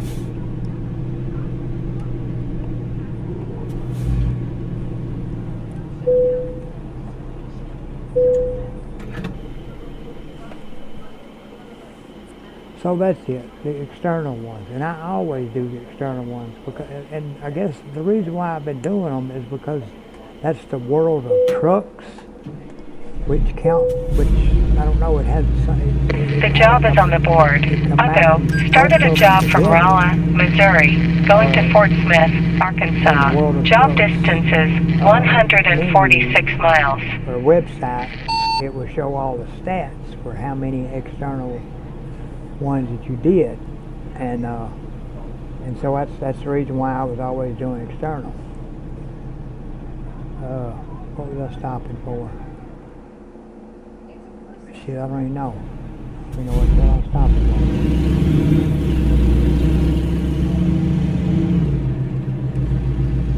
But yeah, there's on the it's called World of Trucks website, and it will combine both of those two games together on how much you traveled, how many loads you've done.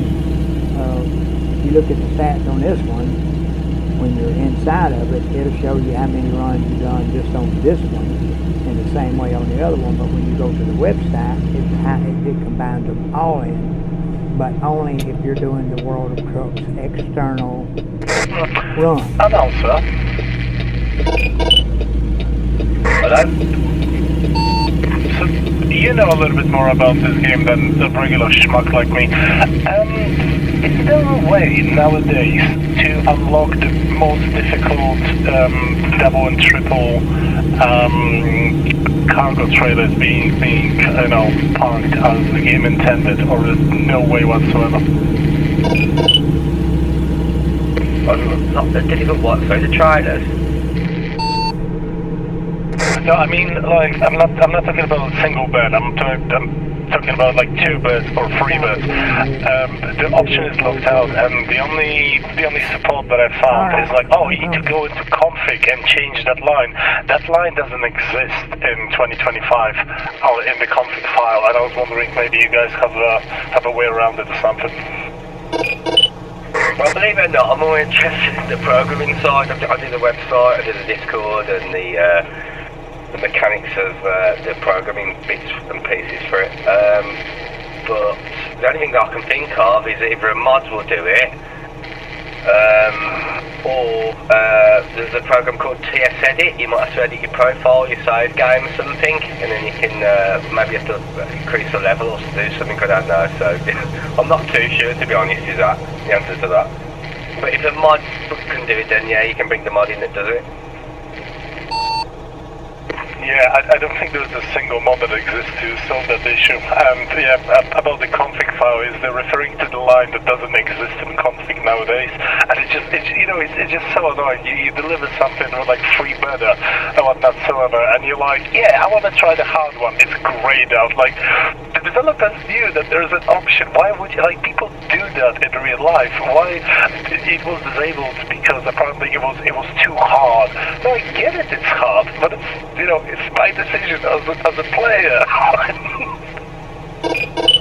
I'm still trying to work out what you mean. Do you mean like triple trailer or something like that? Yeah, exactly. Triple and double trailer. It's disabled to try to park it on the destination, and the only thing is whenever I search for it online, it's referring to like posts from 2016, 2014, whatever it was, and it's like, oh, you just go into config and change this line. Yet this line doesn't exist anymore, brother. Like, what do I change? I added the line itself into the config. It did nothing, and there's no response. I even asked it on the forum of the developers, and like still didn't have a response. So I'm like, it's just like permanently disabled or something. Did you guys maybe figure that?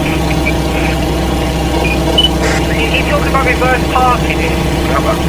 I don't know. I suppose in real life you would reverse park double trailer, and I think it'd be possible to do anyway. But I'm going to have some guys on here playing with like 5 trailers and all the rest of it together, like a massive road train. The Australian guys, you know, the Australians really into that sort of thing.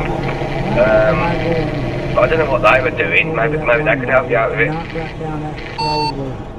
No, I feel you that it's not really impossible to do, and it's not, you know, disabled by law to do. Don't get me wrong, you have to be thinking in fourth dimension.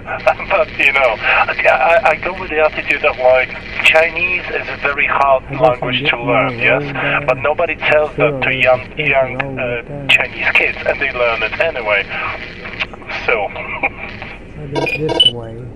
Oh yeah, everything can be learned, can't it? I mean, you know, a lot of people say English is a really difficult language to learn, only because there's, you know, we've incorporated that many different languages and all the rest of it, and we've got so many words that sound the same but have different meanings completely. Yeah, we don't have the rules and regulations in English language as we do in many other languages. But yeah, everything's learnable. Just to get that little piece. So.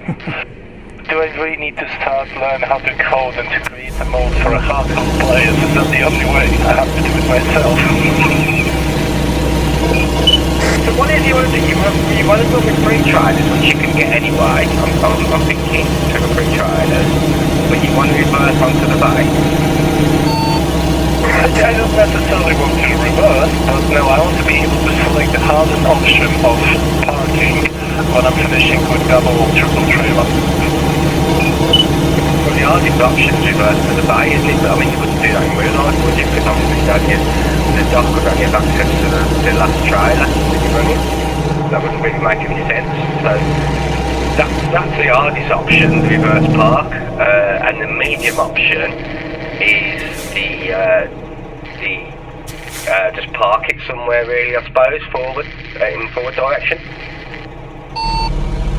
Yeah, but it's always been bugging me because obviously the reverse option is being disabled for double and triple trailers. Like, I want to try, you know what I mean? Because I thought this is actually a good thing that ATS has and ETS2 doesn't have, is the driving economy. It's really like taught me like properly, and I'm really you know, happy to pass it.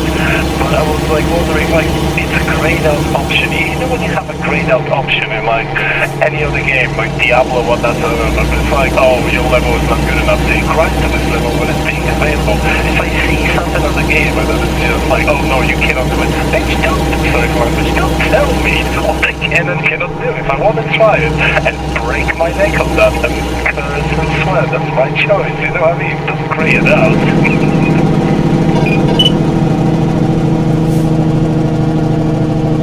Yeah, I see the options, input parking doubles. I mean, I've never even thought about it, to be quite honest, but let me have a look. So you say it's not in config? Yeah, in config it says that it's supposed to be changed from simple parking 0 to 1. That line didn't even exist, so I added this line into from the notepad, but it didn't change anything really. I tried starting the game through Steam. You know when you start the game through Steam and you can add lines from the code? I tried that as well, that didn't work. So I'm out of options really. I take it you've got the console activated. If not, you should try that, because I can just type it in there. It lets me change it. It's set to 1 at the moment. I can change it to 0 right now if I like. Wait a second, is it still tilde to get to the console, or...? Yeah, tilde key. You have to activate that in the actual config as well. But actually, if you do that, that kills 2 birds with 1 stone, because it means that you can change your max convoy size while you're at it in the console as well, without having to go in the config ever again.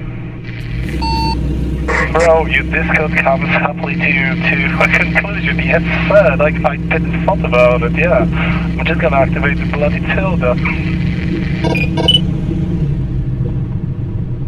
If I type in to thingy now, just copy and paste G underscore simple parking trailer, whatever it is, yeah, then I press enter, it shows what it's set to. It's set to 1. Change it to 0, or change it over for me. And then, so long as you've saved the game, it will save the game into the config. It should have worked if you changed it in the config, but maybe there's a slight typo somewhere. It doesn't exist before. If you're creating it new, sometimes a little typo will send it a bit funny. Gotcha, thanks for help. I'm just adding the Discord right now since I'm stopped.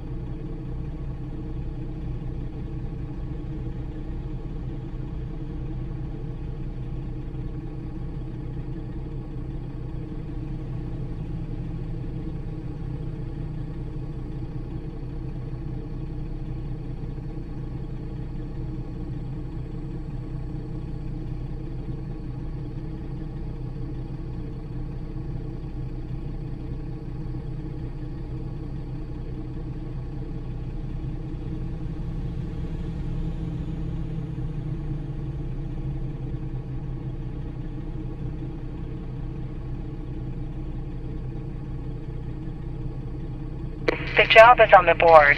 Sergito Sao Paulo BR started a job from Casper, Wyoming, going to Primm, Nevada. Job distance is 520 miles.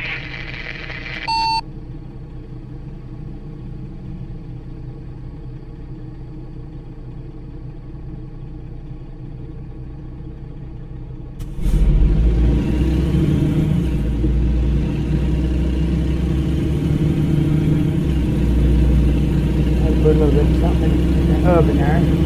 Bread.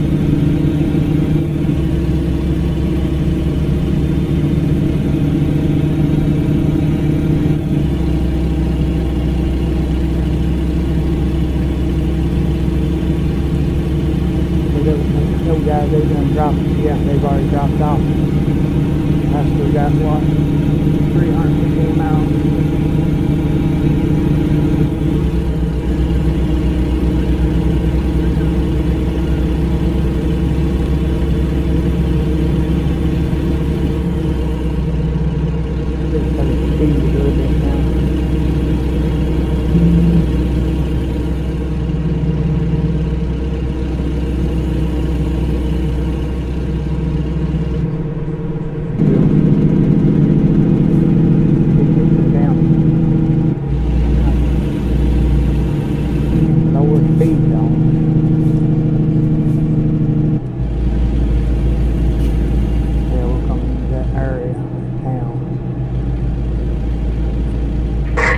is on the board. The announcer from United Kingdom, Great Britain, started a job from Seattle, Washington, going to Beaumont, Texas.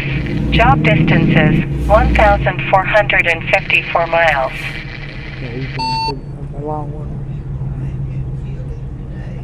Oh yeah, The yeah. job is on the Matter of board. fact, The when we get done announcer eating from the sausage, United I'll go in there Kingdom, and Great start Britain, started a job But from I Seattle, wanted to run and Washington, get going to Beaumont, a couple more Texas. cans. Job Well, like a distances can. 1,454 Of miles. whole tomatoes. Yeah, I was wanting to go to the The food job is outlet on where the I could board. get some The good announcer deal on pop. from United Kingdom, Great Britain, started a job from Seattle, Washington, going to Beaumont, Texas. Job distances 1,454 miles. Mountain Dew, or not Mountain Dew, but Dr. Pepper. Got a bug in that one somewhere. The job is on the board. The announcer from United Kingdom, Great Britain, started a job from Seattle, Washington, going to Beaumont, Texas. Job distances 1,454 miles. That's too many things. I meant to ask you about this earlier because I saw you taking a job and it got like announced like 3 times or so, and I was like, oh, his name is announcer. So I thought you were a troll, and I saw, oh, he's a moderator. It's like, why does it repeat so many times for you, bro? Miles. I don't know, there's a bug in it somewhere. I need to work out. There's a bug in the program. For some reason, it's affecting me only, but, which is a good thing anyway. I've just not take a job for a while, so yeah, something I need to look into later. See, I'm not running the bot somebody else is, and it's currently at work, so and I can't turn it off easily, so. No, it's fine. I just thought that you're such an important person, and here we all need to hear about your job so many times until somebody goes, okay, fine, I'll take it. Yeah, well, I got the mileage right now, because it was a glitch in the miles earlier, but now I think it's right. But it is line of sight mileage, as a crow flies mileage. Can't measure the road distance, so that's why the miles are a bit off. But if you want to see the whole lot, just look at our website, bdt.1. See everybody on there, on both games, ETS and ETS2. Yeah, I've checked it out from the phone, like, you know, we're in a little bit of a RAM shortage, so I'm running my task manager as I play this game, so I've got Discord actually disabled, so I just looked it on the phone, and I was like, oh, that's a proper old school website, don't get me wrong, but I'll check it out later after I'm gonna finish delivery, my friend.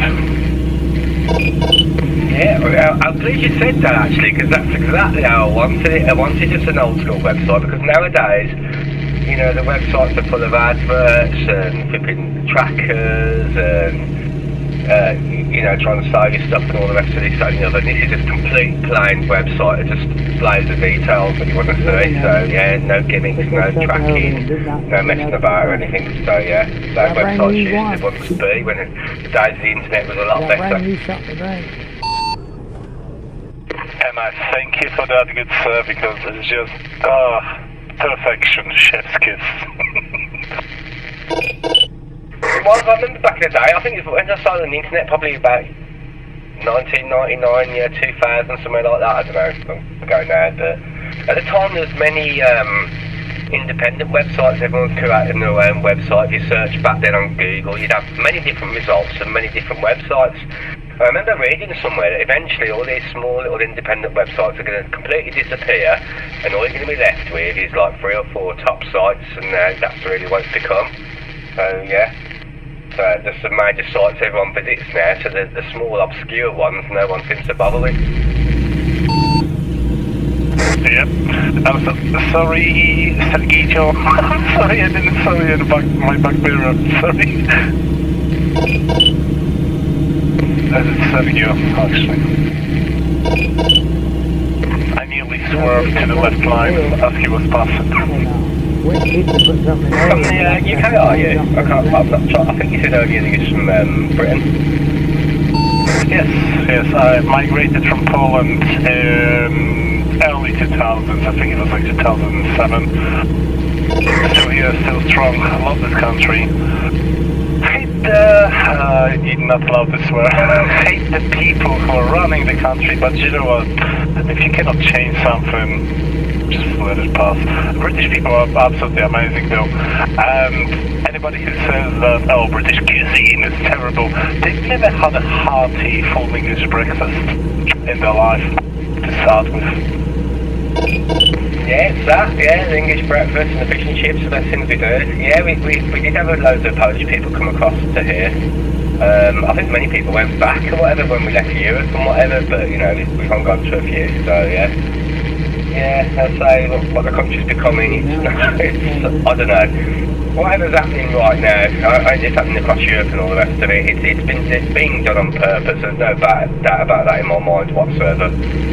You know, with illegal immigration and all the rest of it, purposely done for whatever reason, I don't know. Up there now. We had a conversation about it earlier, and like I say, like I'm a legal immigrant. I came to your country. I fell in love with the pop culture. Open mic nights. You know, I've met so many musicians. It was ridiculous. I was living in New York and working in New York. Probably the best time of my life. Don't get me wrong. I've been living in other cities all around. I started with Scotland, from Edinburgh to Sheffield, to Liverpool, York.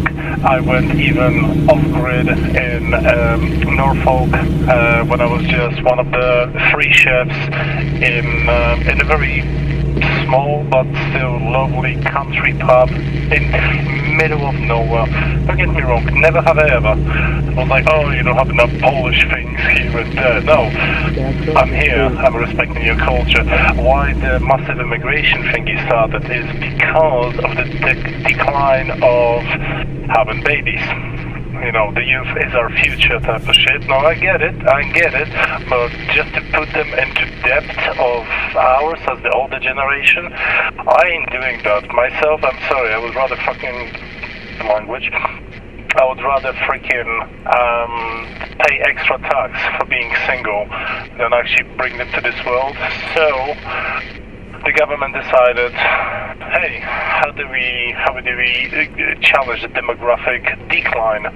Well, we bring immigrants because we give them place to stay and we give them jobs. The only problem is they got the immigrants that don't want the job. Yeah, exactly. I don't know. Me personally, I'm a bit of a conspiracy theorist. I think it's a bit more to it than that, but yeah. I think having a lower population isn't a bad thing at all, and it might be our future, but yeah, it protects the Earth's resources and all the rest of it, so I don't know. Yeah, but someone at the top somewhere is making decisions, so, you know, will it end up in a civil war or something like that eventually? Is that what they want to, you know, introduce sort of martial law and where the government have complete power over everybody? So yeah, I don't know, but yeah, the way things are going, it's quite sad really, isn't it? And it's, you know, I feel sorry for the children today, sort of growing up with it as well, so. I feel you. To be honest, I don't want to turn into like a civil racial war because I mean, obviously certain people should be put in jail, but just because Ahmed did one thing that I don't hate. You know, I'm racist within the borders, don't get me wrong. It's like, I don't give a shit about your color of the skin, but if you're a dick, I'm not gonna like you, regardless of your color of your skin or the religion that you follow. That's about it. Unfortunately, it shouldn't be it should be uprising. It should be a revolution rather than civil war, because the only freaking problem is the people that govern. What's the quote for that? If you leave people ungoverned, then become, you know, overpowered. Well, government isn't really governed by anything. It's way down the line, way down the historical years when, you know, people were elected. Like you had, let's say you, me, and other friends are like, you know, buddies of 12. We have a land, we have some sort of labor, you know, peasants that we still love and cherish and blah blah blah, and we say, oh, one of us should go to the government and, you know, we elect one of us. that's gone and done. We don't have that anymore. Now it's just anonymous vote, and everybody can vote, which is a problem in America, isn't it? Because that's what, unfortunately, Biden did. Even illegal immigrants could vote without having an ID, which is crazy if you're going to think from the European side. Like, you don't have an ID, how can you vote in this country? Sorry, I went on a little bit of a rant, but you get my flow. Like, we used to choose, we used to, you know, vote. Now, I don't think my vote can really change anything, and hundreds and hundreds of thousands of people think exactly the same way. Dang it. How do you have to I think probably somebody new, to be quite honest. It's either swinging one way or the other with voting, and it really is only really a choice of two, and I wouldn't really call that a vote, to be honest. It's either one or the other all the time, so yeah. I think the voting system really needs looking at somehow, you know, to give other parties perhaps a chance. I mean, let's face it, I mean, whatever party gets in now, they can't do any worse. See, they're not in here. I do absolutely agree. The only problem is, my friend, unless UK would be a little bit like America with the law, so a law. Sorry, what's the name? You know, the people who practice law. I forgot the English name for that. I'm sorry. Lawyer. I'm an idiot. Unless a lawyer would just bring it up, I don't really think that any of the two political parties would be like, oh yeah, now we need some restraints on ourselves, you know what I mean? Yeah, well, the government's ultimately supposed to serve the people, isn't it, really? So yeah, not the other way round. It should be. It should be.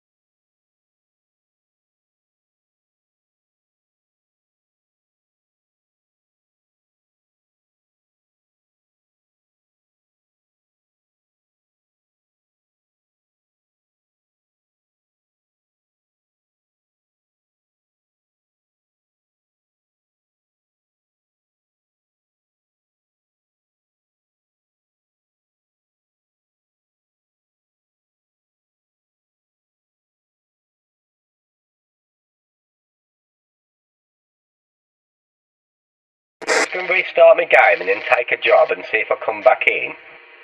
The announcer keeps going off. Come again, sorry. Yeah, so I'm just going to restart my game and try a job, and hopefully don't keep repeating it this time round. It might just need my game restarting. I'll try that. Gotcha.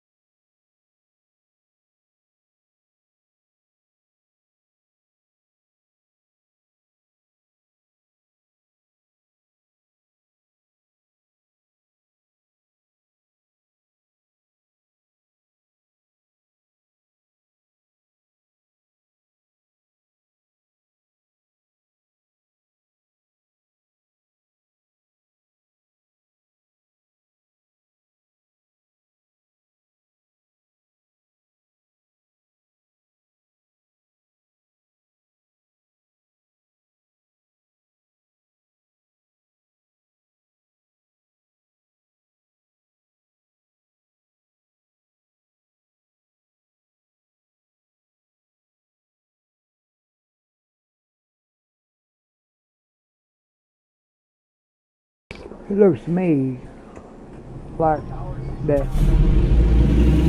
when you're looking at recently played with, I can't. The only way I'm going to find them is when I quit playing this, go back in there and look, and then look at recently played with when it updates. But I just can't see how to do it on the fly like up there. Like, there should be something in there that says the people that you're playing with right now. You The job is on the board. The announcer from United Kingdom, Great Britain, started a job from McAllen, Texas, going to Aberdeen, Washington. Job distance is 1,515 miles.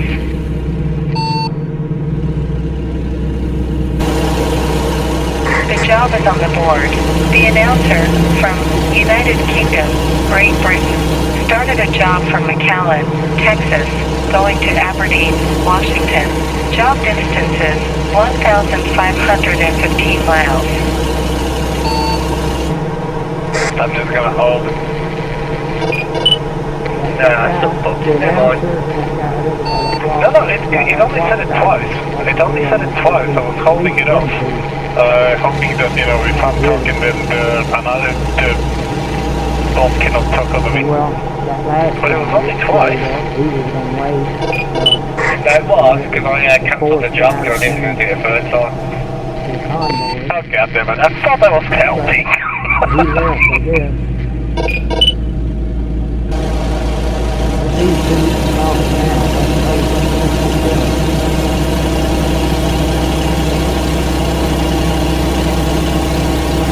I can still remember that moment.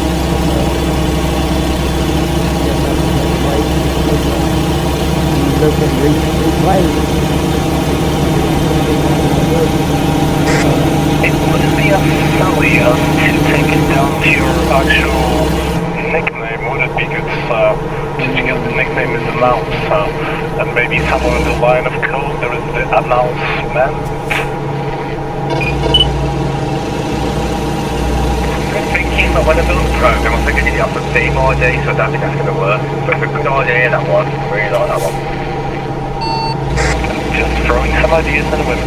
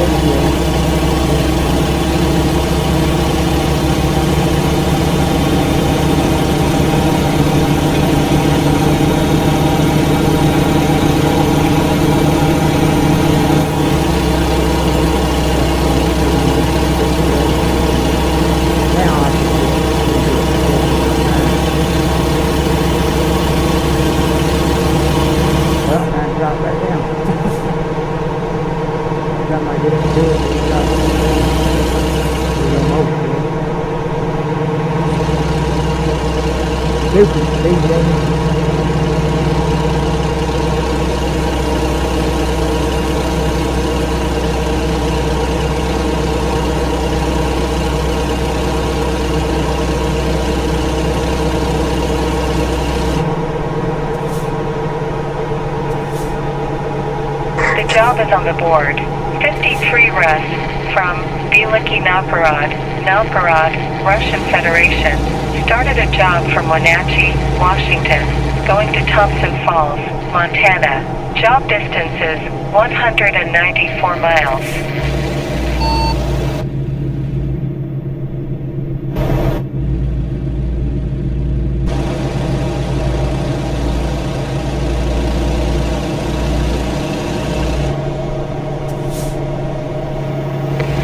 Out of curiosity, if you don't mind, announcer, how does the bot knows where the players are from? Where does it get the idea from? Because it's not in their nickname. Oh, glad you asked that. You seem quite inquisitive. I mean, some people have been begging me to actually tell them how to do it for their own servers and whatever, but I'd never give it up. But yeah, I'm glad you asked, so I can explain it. So every single game knows the location of every single player, and also what job they're doing and all the rest of it. It's quite unique, there's no other server out there that actually does it, so all we do is just display that information on the website. The server itself is also a player, and also has access to all the information, you know, regarding where the truck is, where the job's going from, to, and that. So yeah, basically as simple as that, really. But normally to get that info, you need to be in a VTC and have a program running to actually upload your data to the VTC, whereas this is doing it without having any program whatsoever. Yeah, that's the first time I've ever heard it. That's nice. Yeah, that's the first time I've ever heard it do that. That's neat. That's pretty neat thing for it announced that. When I first came in, I'm like, what the hell? How does it know my IP, goddammit? That's an IP. It knows your Steam ID, your name, because it'll tell up on the Steam profile thing, the public list on that, and put your country in as your location on Steam, it'll read that out as well. So yeah, it's quite a cool little tool actually. So yeah, I mean I like it. It took a long time to work out how to do it. It's just been built up over the years really. So. I mean, it is, and to be honest, like, don't get me wrong, I really like the fact, like, okay, if you're from United Kingdom GB, you're like, wait a second, well, United Kingdom is not from GB. regardless. No, but just the fact that it's just like, it announces that in English, so if I'm gonna, you know, if I would hear like, oh, somebody's from Poland, I would say, hey, Shema, I would just share, you know, being nice, whatsoever. But yeah, it's a really nice tool, really well done. Yeah, thank you very much. Yeah, it just adds an extra quirk to the game, really. I mean, I've done it now, so basically I've put distances in. I mean, if you look at the website, it's like a progress bar, so before the distances were a little bit hit and miss because I couldn't quite work out in the program where you was actually going from or to. All I could work out was the city that you was going from or to. And obviously, the company you're driving from or to could be a good way away from the city that you're driving, you know, through, sort of thing. So the distance was a bit off, but now I've got it more or less accurate. So now I've got it more or less accurate. The distances, I might go one step further and do a login sort of thing, like a BTC would. You know, like how many jobs you've completed, you know, how much money you've earned for the company and all the rest of it. So I might look at that when I've got a bit of time. Yes, please. Oh, that'll be. It's a Big Daddy training. I'm sorry, I just looked at your website. I think it's a transport, Big Daddy transport. I corrected myself. Don't worry. That would be amazing. So we could be an actual group, That's brilliant thinking. I love it. Yeah, but I mean, I don't know how long you played this game for, but there's something called VTCs, there's virtual trucking companies within the game. So basically with those you drive so many miles or whatever, it all gets logged in out of stats or whatever, but the drawback of all that is you need to have a third party program constantly running in the background, whereas this, you're just plucking it all off the server and you don't need any third party tool, and you know, so if I can get the data I can sort of compile it in such a way that we can record everyone's jobs, you know, they've done the most miles and earned the most money, and you know, you could go on from there really. I mean, you could even do a supply and demand chain, couldn't you? Like saying, well, you know, somewhere in California needs wood or something like that, and then you've got wood in Washington or something, so yeah, a lot you can do. Stop! I guess he's in the crash. So yeah, definitely, it's a work in progress. I'm always fiddling about it. I just like fiddling around and things. I spend more time fiddling around with the website than what I do playing the game. But yeah, it's what keeps me entertained. Oh my God! So yeah, what's happening, my brother? He's one of our regulars. Don't worry about him. He just enjoys the chat. He likes a welcome back announcement I used to have as well. Welcome back. Welcome back. Yeah, tempo. I was worried their brother is in some major crash and there's gonna be, we need to call 911. Oh my God! I just had an idea. imagine we crash. Imagine, oh my god, this game could be so beautiful. Imagine on a side hustle you would have a truck recovery company. Somebody crashes, they can call the regular one, or they can call you, and you actually just haul your ass, and we combine it with like heavy machinery, what that serve you, but we lift you up from the ditch and drive you. Oh my god, this game could be so beautiful! Yeah, right. I'm starting to really like you. You're having the same ideas I think. I'm always having ideas all the time, and I've thought about that before, where, you know, rather than be calling for recovery and what have you, a real player comes to recover you, but sadly it's not possible within the game. The physics won't allow it for a start off, so yeah. I have sort of tried and experimented a little bit with it, but yeah, I mean, there's so much FCS can do with this game, it's unbelievable. I mean, I'm quite into train sims and whatever as well, and it is to turn this game into one of the best train simulators ever imaginable, but yeah, I think they're missing a trick not doing that, because a lot of the land's got train tracks on already, and if you could drive trains on it properly, it'd be absolutely awesome. And all the scenery's already there, so they wouldn't have to add much. I'd say the scenery's there, that's the hard bit, you know, the map's in place. Yeah, and there's talk about it going to console. Well, the European one's talking about going to PlayStation, is what I've heard. Yeah, well, they're both will, because ETS and ATS, 100% the same game. No difference whatsoever. The only difference, obviously, is the maps, but that's the add-on thing, the maps in the trucks. Although you can drive ETS2 trucks in ATS, there's a good mod that allows you to drive the Scania, the Renault and all that in ATS.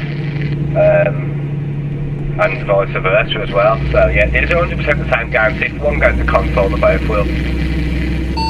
But yeah, I was thinking a good idea would have been to put a ferry to let you go, if you own both games, to let you go from America over to European, and but yeah, you can't drive the trucks, or the same trucks in them, except for Volvo. But what you could do is, when you get on the ferry, is leave your truck at the ferry place, just take the ferry over there, and then get on and then pick up one of your trucks in Europe, and yeah, just tie them both together. Yeah, we were talking about this earlier, because I said there is no limit to the map size. They could actually do a complete world in ATS or ETS2. I would have loved to see both games join together, especially because of the fact that, you know, convoys and the rest of it, you play together with other people, it would make it more interesting.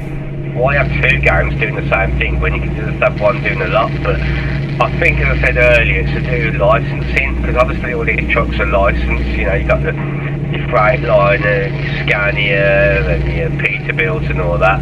They have to get permission off the truck manufacturers to actually include in the game. So I think that's partly to do with it, and also financial reasons as well. So, you know, with the American market have bought, you know, a truck simulator as Europe as well. So American truck simulator, I don't know. So yeah, it would be nice to see them join together, but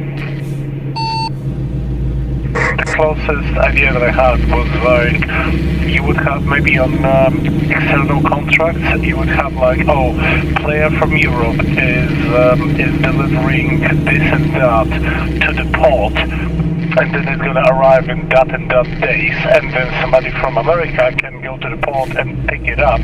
Probably some extra benefits, I don't know, maybe like, you know, money doesn't really matter, but a sticker or achievement saying like multi-continent delivery driver, something like, you know what I mean? That would be amazing still.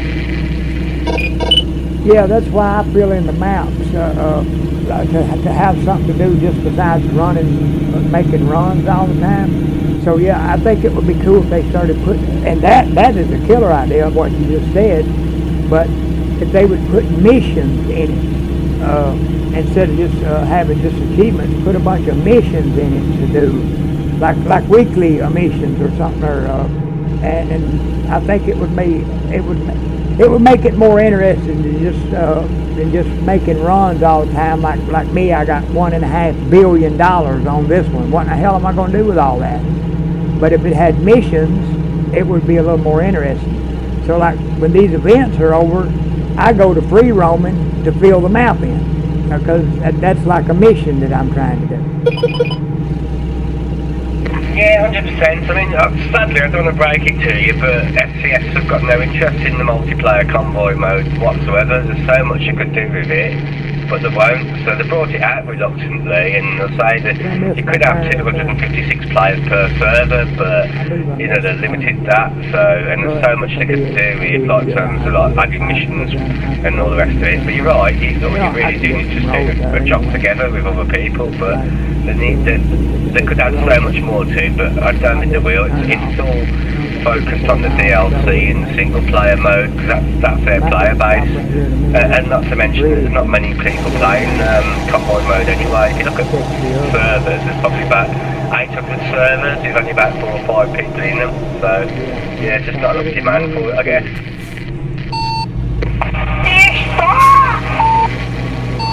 That's 4 or 5 people if you're lucky. Usually just they're empty servers, because I check them regularly. I was like, I'm kind of done, like, you know, delivering the high amount. I figured it out. It's Lowboy and it's the chemicals.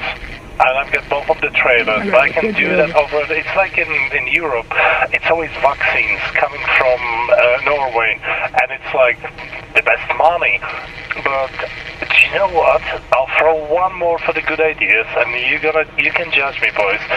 So you know when you've got this delivery of a specific size, usually from DLC, and it's being like the police is halting the roadways, roads and traffic themselves, and then you have to follow a car, and there's a car following you. What about if players could take over those cars? I'm not saying the police cars, because holy shit, there will be an abuse within seconds. But no, the convoy cars, you know, one in front, one in the back, and they're actually being driven by players.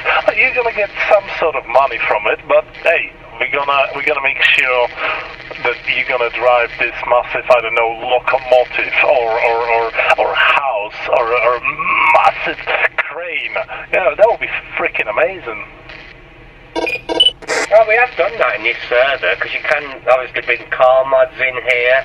There's a wonderful mod pack on the Steam Workshop where you can drive all the AI vehicles, including the tow truck, the fire engines, and all the rest of this. So yeah, I mean that requires a little bit of imagination because it's not built into the game, but you can sort of, you know, drive your car with the trucks and whatever, and the tow truck and all the rest of it. And we have police cars as well, where you can drive police cars in the game. But yeah, it needs a little bit of organisation to do that, because obviously it's not built into the game to do so. Alright, but when I took those extra deliveries, the big deliveries, like the entire game kind of like halted because I was playing that in single player. I haven't seen a single opportunity to like drive abnormal load in multiplayer, so I'm just wondering, is it just like disabled for multiplayer, or was it just unlucky? All the jobs should be available. I mean, they're not going to say you can't take a job in single player and just join the convoy mode after that. Oh no, I'm talking about those abnormal loads that are just usually with, you know, when you pick up a job and it has the red and yellow flagpole next to it, like you are delivering a house or something like that, something that's gonna take 2 lanes type of stuff. And usually when I play that in single player, like, you know, you get the police covering, so nobody. You've got the ability to always go on the red light because you no longer, you know, you don't respond to the regular traffic. I've never had these jobs on a server, and I was wondering, is it like disabled? Because it's a DLC anyway, so maybe that's the point. Oh no, they are disabled, I think. Yeah, because I suppose they'd have to script the pilot vehicles in and the rest of that. So yeah, that's slightly disabled. So too, in convoy mode, disabled is the random. The random obstacles in the road and that sort of thing. That's also disabled in convoy mode too. Yeah, if you will just think like if you would pick up the convoy with the boys or with the crew, it's like, oh, it's not gonna be like 3 of the same following in, but you actually can control the forward. I guess I'm gonna call it like emergency. It's not emergencies. It's I forgot the English name for them. You know, the truck at the front that has just yellow lights. Nothing special, but just like warning about the big mother trucker behind.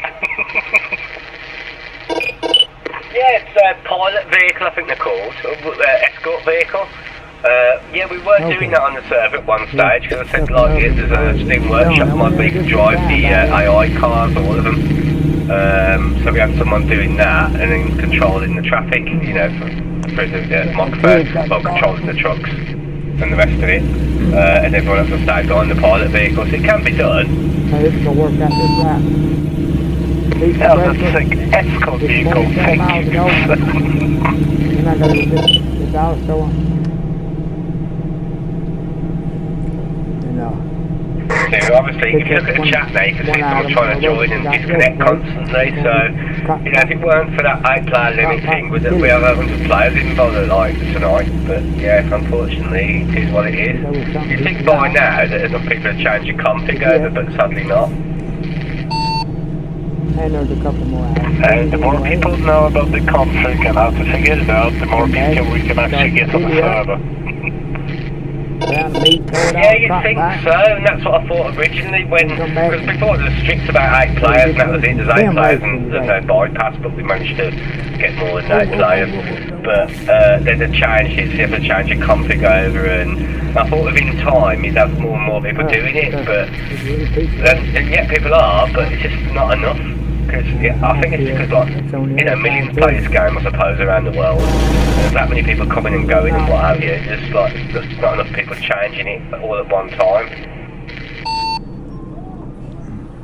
Yeah, I'll be honest though, like if you know you've got description on the server itself, maybe just up the line, like I don't know what the line would be like. More people welcome, do not be disencouraged by out of 8, just go to your config on our website. It's a line, nobody reads that, but... Yeah, nobody reads it, and you know, we put our website in and no one will visit, you know, on the random website either, so it's really frustrating because you can see people trying to join and they can't. So the best we've done with this server is changing to 7 of 8, so it's always showing 7 of 8. Because the reason for that is if we set it as 128 player displayed, most people wouldn't be able to see it. So I think you said you didn't change your config when you joined earlier. Which means you wouldn't have, if it was a 1 to 8 player server and it was showing that, you wouldn't have been able to even see the server to join it. So it gives an opportunity for new people to join so then we can talk to them to get in, if they're lucky enough to get in, but they'll only get in if it's less than 8 players anyway. Now. No, do you know what, I did, so today I joined because I was actually the 8th of 8, and that's why I'm still here. No, but I did wonder because I saw 7 out of 8, and I was like, earlier, obviously, a couple of months ago, and I was like, I'm gonna join in, and it's like, oh, there was a problem, you were disconnected from the server, try again. 7 out of 8, still not being able, alright, fine, I'm gonna go to another one. That's exactly when you need, like, the notification. You know what, even out of sheer curiosity, if you wouldn't mind, just put in description, because in description I noticed your website, but put like 7 out of 8 is not full, or something simple, like, you know, so people can be like, what do you mean it's not full, I cannot connect? Then they go to the website, be like, oh, maybe. Yeah, I don't know, I've tried all that before and I'm just not convinced anyone's really reading it or trying it. I think if people connect to a server, I mean, you probably sound like a, you know, intelligent, curious guy that wants to, you know, discover new things and whatever, but a lot of people, if they connect to a server and they can't get in, that's it, they'll try another server. So, yeah, because there's so many to choose from. And the reason people are picking the 7 of 8 in the first place is because it's set to that, and people are thinking, oh, there's a few people in that server, I'll join that one. Because people always join the one that's got the most players in, so that's the trick behind that. It works.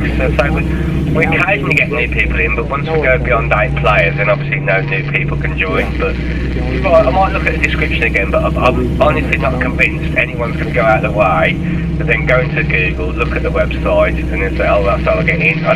Unless you've been in the server, there's no incentive to try and join it, is there really? I feel you, but it only took me an actual being able to get in the server, have a lovely chat with a couple of guys in here, then meeting you, and I'm like, yes, I'm gonna stay with you guys. So... Yeah, that's the only opportunity we've got. We need, yeah, we could put, you need to read this and do that, but what we need is for the people to come in the server first, and then they'll think, oh, I need to get back in here. So let's say you don't change your config now, I think you change your edit. Let's say you've joined, it was under 8 players, you've enjoyed it, and then say later on we get 15 or 20 players in the server, and you'll try and get back in. Oh, I can't get back in now. That's the point when you would think, oh, I'm going to try and work out how to get in, so you can change your config over. I mean, it's available on Google, you've only got to search, one-site players ATS, there's an official page to change it over and all the rest of it, but not a lot of people are changing it.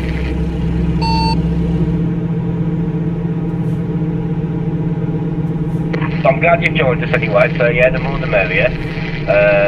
We do get busy over the weekend as well, so yeah, it should get quite lively tonight, I hope.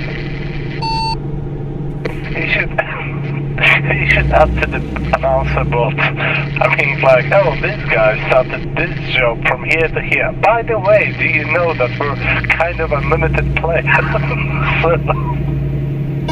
Yeah, going to Bakersfield, California.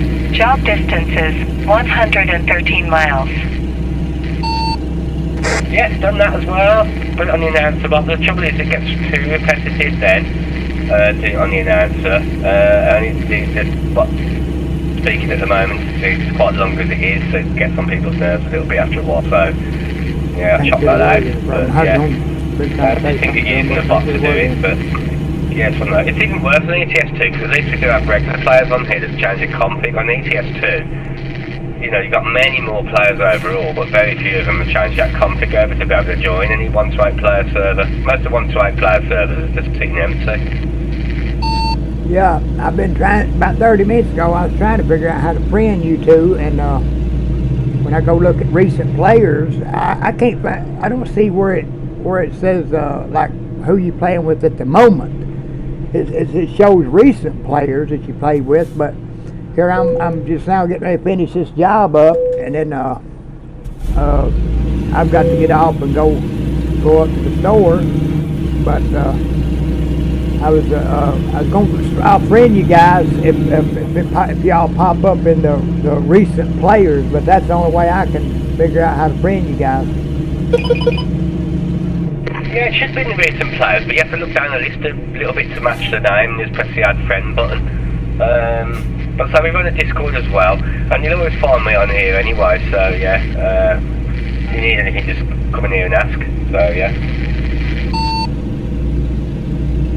Well, I'm getting ready to park my last load on the Louisiana event. It's been good playing with you guys, and hopefully, yeah, I can find how to friend you guys, and maybe we'll truck again someday. But enjoy the rest of y'all's runs, because I just hit stop. I'm dropping off my last load. Absolutely, Hazardous Mike. I will find you. Don't worry, give me a sec.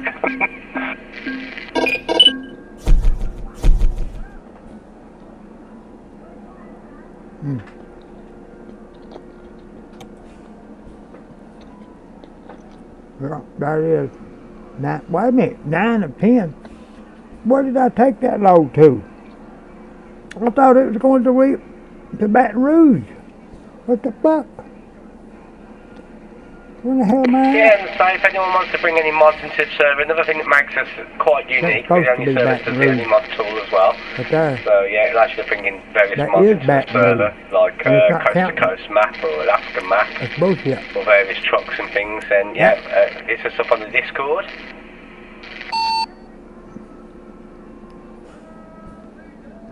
Son of a bitch.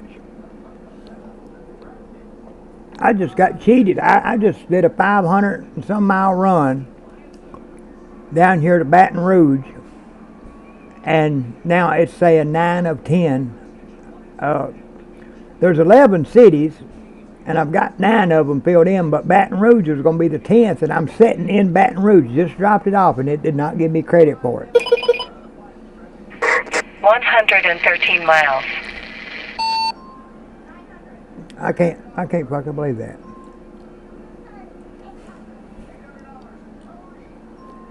Well, I guess I'll have to take a load out of Baton Rouge to be able to finish it when I come back later, because yeah, I'm sitting right in Baton Rouge. That should have been the 10th delivery right there and finished that event, and it did not give me credit for it.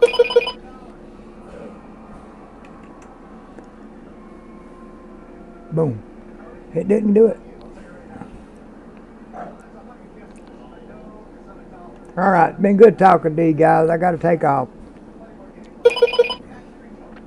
No boys, mate, catch you later.